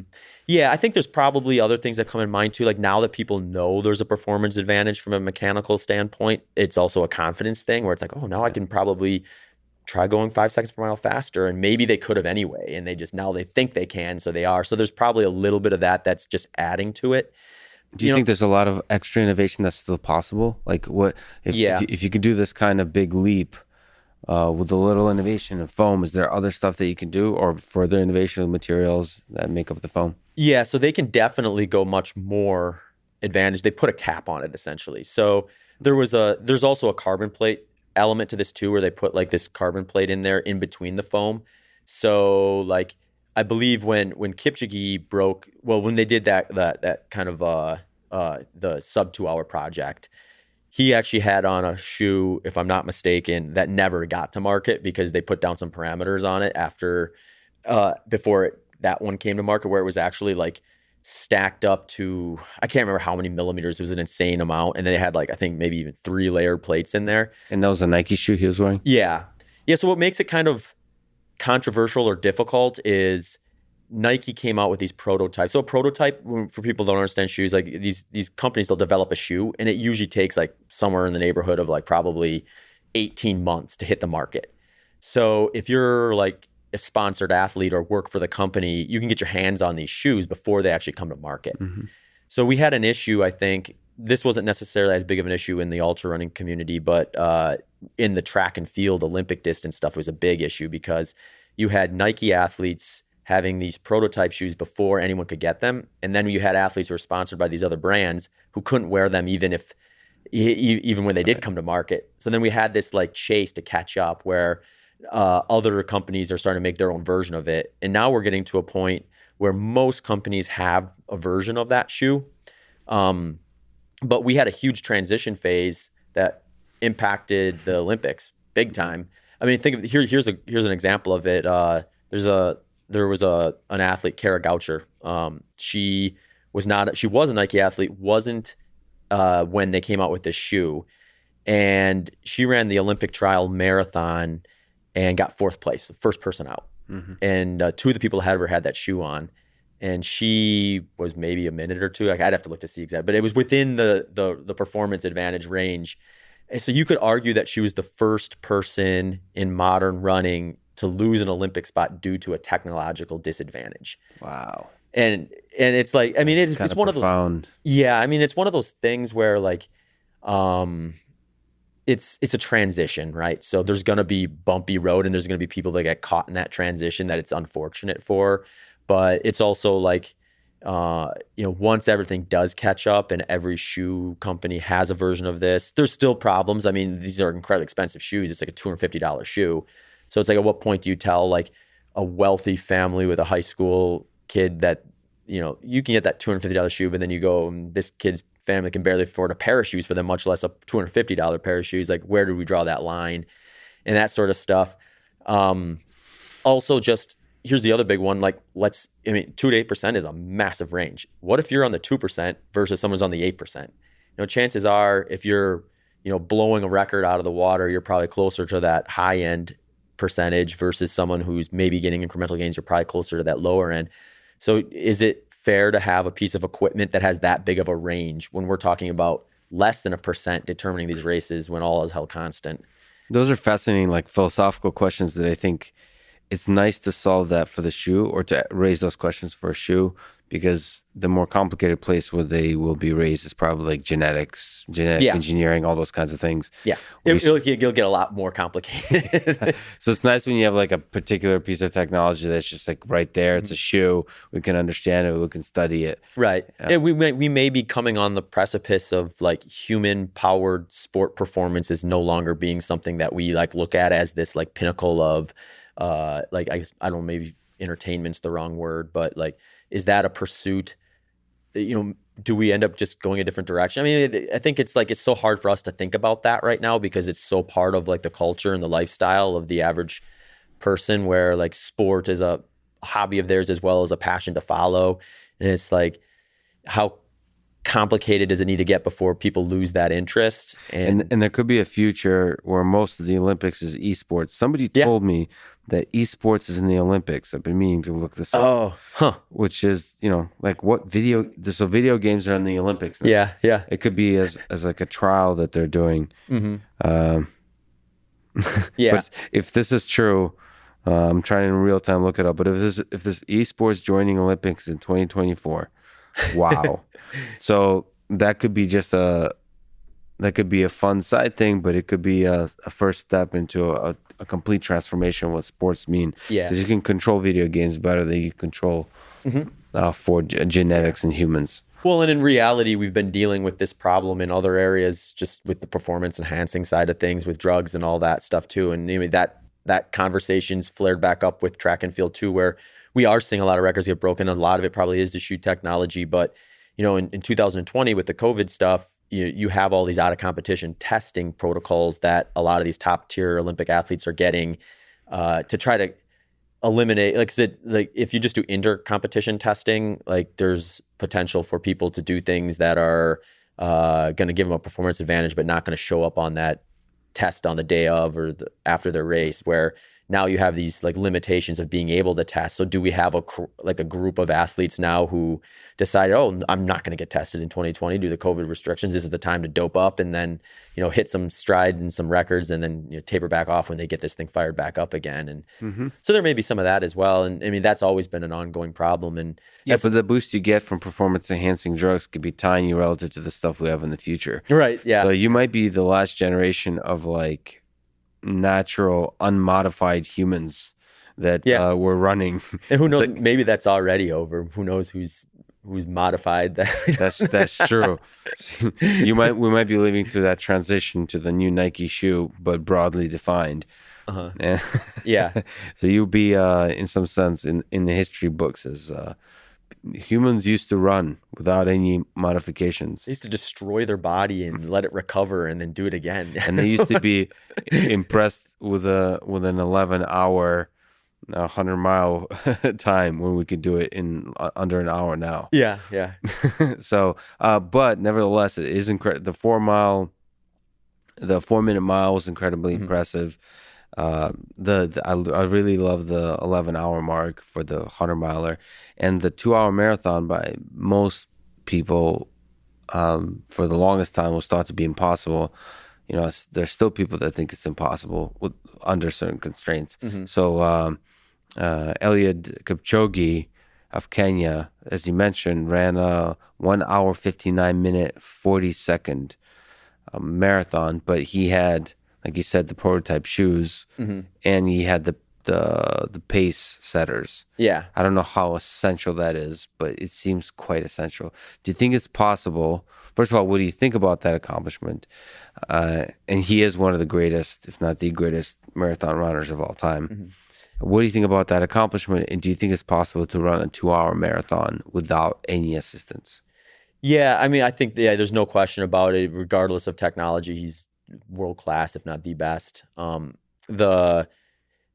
think he could go under 2 hours. Someone equivalent to him could go under 2 hours with the shoe technology. What it'll take is it'll take a fast course, a course that has like very few tangents, because like turning on a course they estimate adds about 1% to the distance. So when we're talking about a marathon, you're getting up to like a quarter mile extra running. That alone could potentially put you down near too flat based on what we're seeing. Because I mean, Kipchoge's got was it 2:01:40, I believe, is his actual world record, where it's actually like, certified. So, I mean, he's right on the door, knocking on the door there. But yeah, the prototype he had, since then, they put in a regulation where you can't stack a shoe for the roads more than 40 millimeters. So you can only have so much of that energy returning foam. And you can only have, I think, one carbon plate in there now.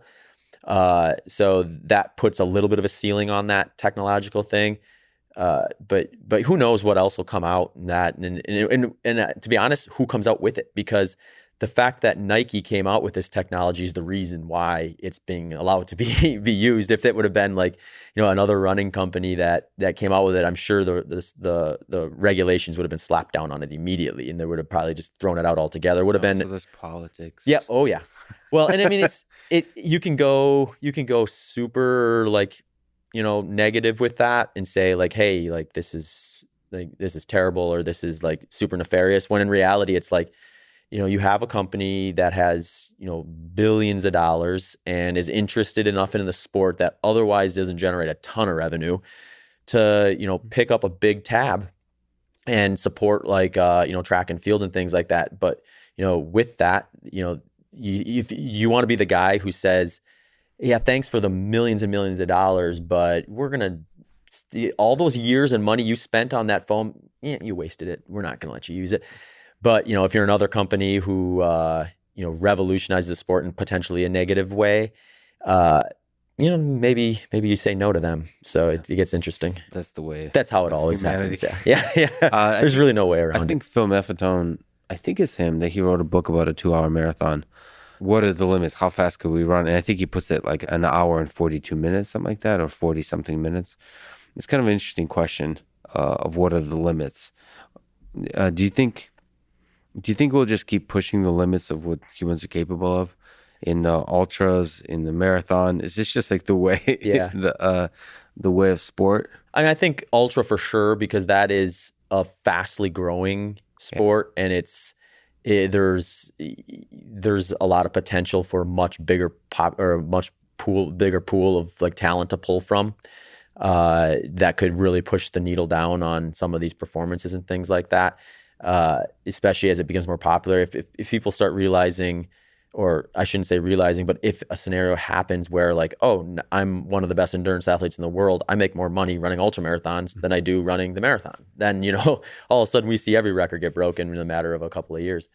But for the marathon, I mean, it's going to get faster, I think, but like to what degree is so hard to know. Yeah. It's very hard to know. And the 1 hour and 40 minutes seems like that's pretty fast. That's very fast. I mean, for folks, for some perspective there, the current world record is like in the 440s per mile. Per mile. Like just to add a little flavor to that. You're basically sprinting. Yeah. I mean, go out to a track and run one lap as fast as you can, and then reflect on what time you get and realize like the world record for the marathon is that lap at just over 70 seconds per lap. So minute and 10, just over that.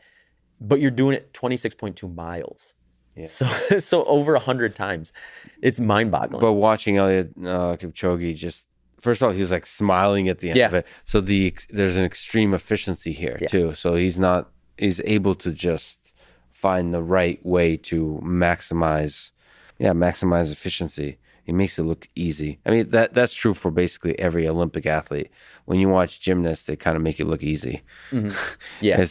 But there's like tens, if not hundreds of thousands of hours behind that training. Yeah. Just to be comfortable enough to even attempt some of the moves they do in gymnastics is mind-boggling. Well, that one is super awesome because how tragic it is. Like one little slip up. Yeah. 4 years of work. And it's all gone. Not just 4 years of work. For many of them, it's like a lifetime of work. And they're teenagers. And like they dedicated everything to it. That's what makes the pursuits of humans so fascinating. We kind of talked about this a little bit already, but is there something that stands out to you as one of the hardest things you've had to overcome in all the either training or the competing that you've done? Has there been moments that kind of stand out where you're proud of yourself that you were truly tested and you overcame it? I think I'd be more inclined, just because it stands out to me much bigger than any one like hard decision or outcome I had from a particular race, is just like the trajectory of like, doing what I'm doing now is so much different from what I would have ever expected.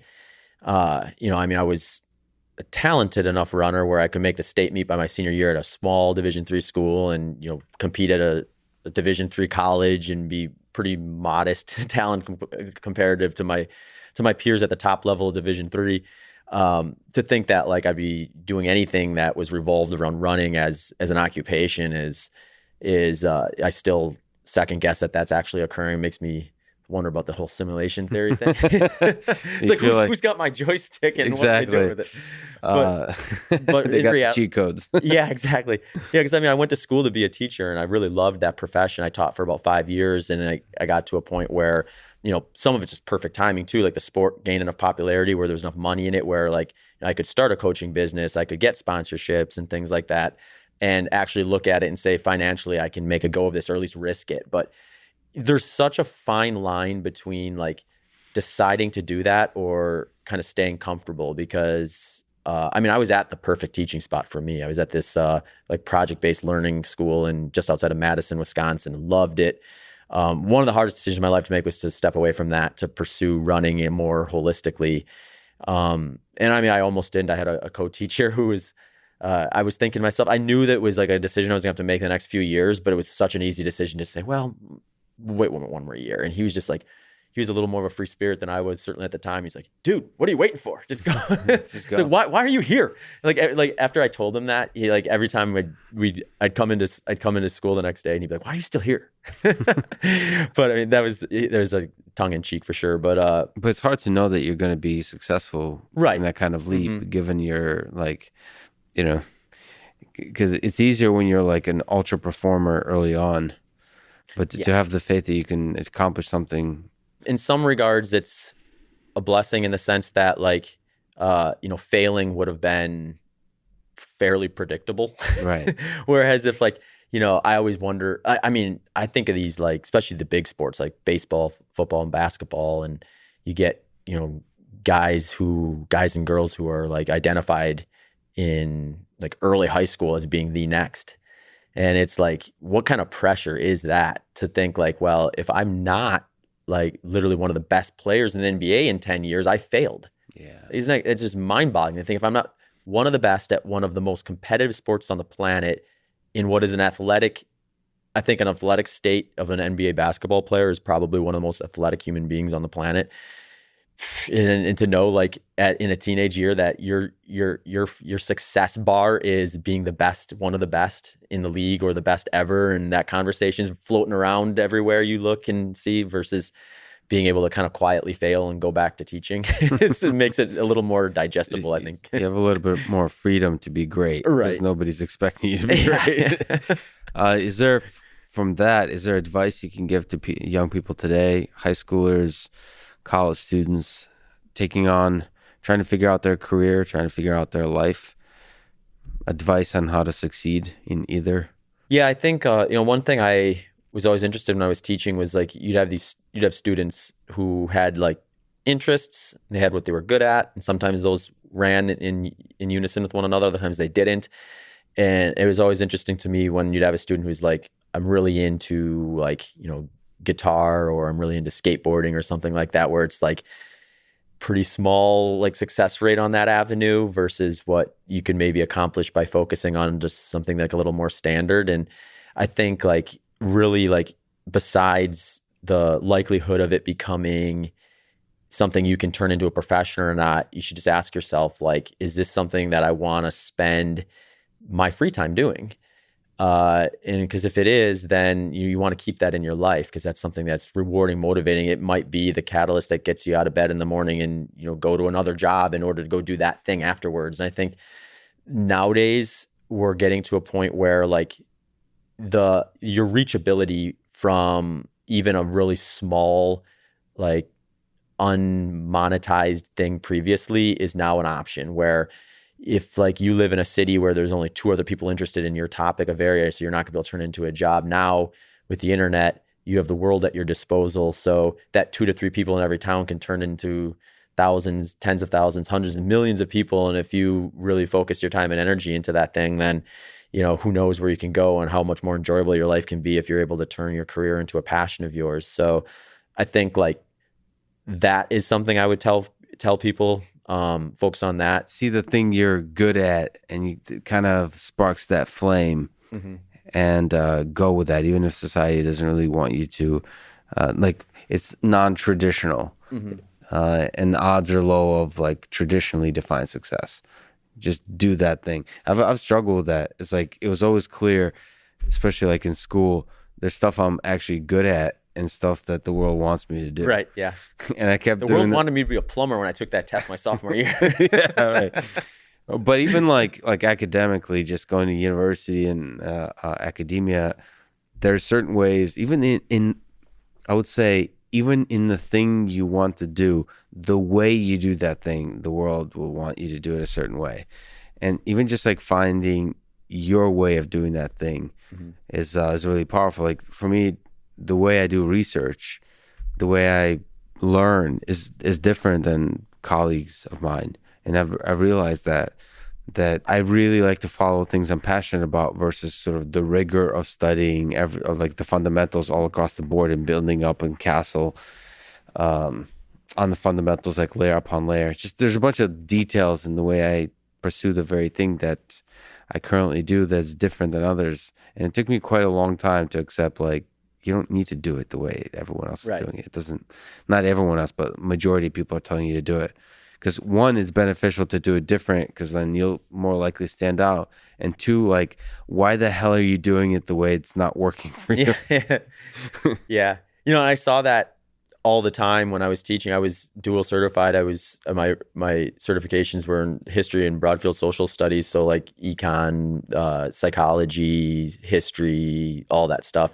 And then I also had a certification in special education, which was, people think of special education a lot of times as like, oh, it's the the kid who is not smart enough to do the regular thing. When in reality, it's like, there is some, there's obviously like, like certain things like Down syndrome and stuff like that. But like, there's also like a huge population of groups of both like gifted and talented on one end of the spectrum where they're incredibly smart and they're like the geniuses. But for whatever reason, the standard method of learning does not click with them, does not work with them. And then they just need a slightly different path or maybe a drastically different path, and they're going to just flourish. And you have kids that end up falling on the other end where, maybe it's really difficult for them to be able to read at the speed of other students. But if you give them this specific direction, they can just thrive in a certain area. And just seeing that, like that there's multiple ways to do stuff and there's not necessarily one path to the end is, I think, such an eye-opening thing to learn, especially if you learn. Maybe that's what I should answer the question that you asked me with is, keep an open mind as to what paths there are forward, and know that, maybe just because even if you look to your left and you look to your right and all your classmates are successful doing it one way, it doesn't necessarily mean that's going to be the way for you. Yeah. So that could land you in eating a meat-based diet, running across the country, like the incredible madman that you are, Zach. I'm a huge fan. As I told you many times, you're an inspiration to many. I'll be there checking in every day if you somehow make it out the starting line on September 1st. I know Joe Rogan and millions of others will be as well. So I'm excited to see all the suffering that you're going to go through. I wish you the best of luck. And thank you so much for talking today. I really, really appreciate it. Well, thanks a bunch, Lex. It's been an honor to come on your podcast. I've been a fan of it for quite some time. And I thought about wearing a white suit, but Michael Malice already took care of that one. So it was off the... Well, and I think it would be really good for the ratings of this conversation if you end up dying during that run. So I'll do my best. So the everything that could happen will be positive for the world. So you're saying I should try to average 100 miles a day? 100 miles. Well, I think you're going to push yourself to. Again, it's not the main priority, but it's trying to beat that record. That's probably going to take everything you have, and that's truly inspiring. I wish you the best of luck, man. Thanks a bunch.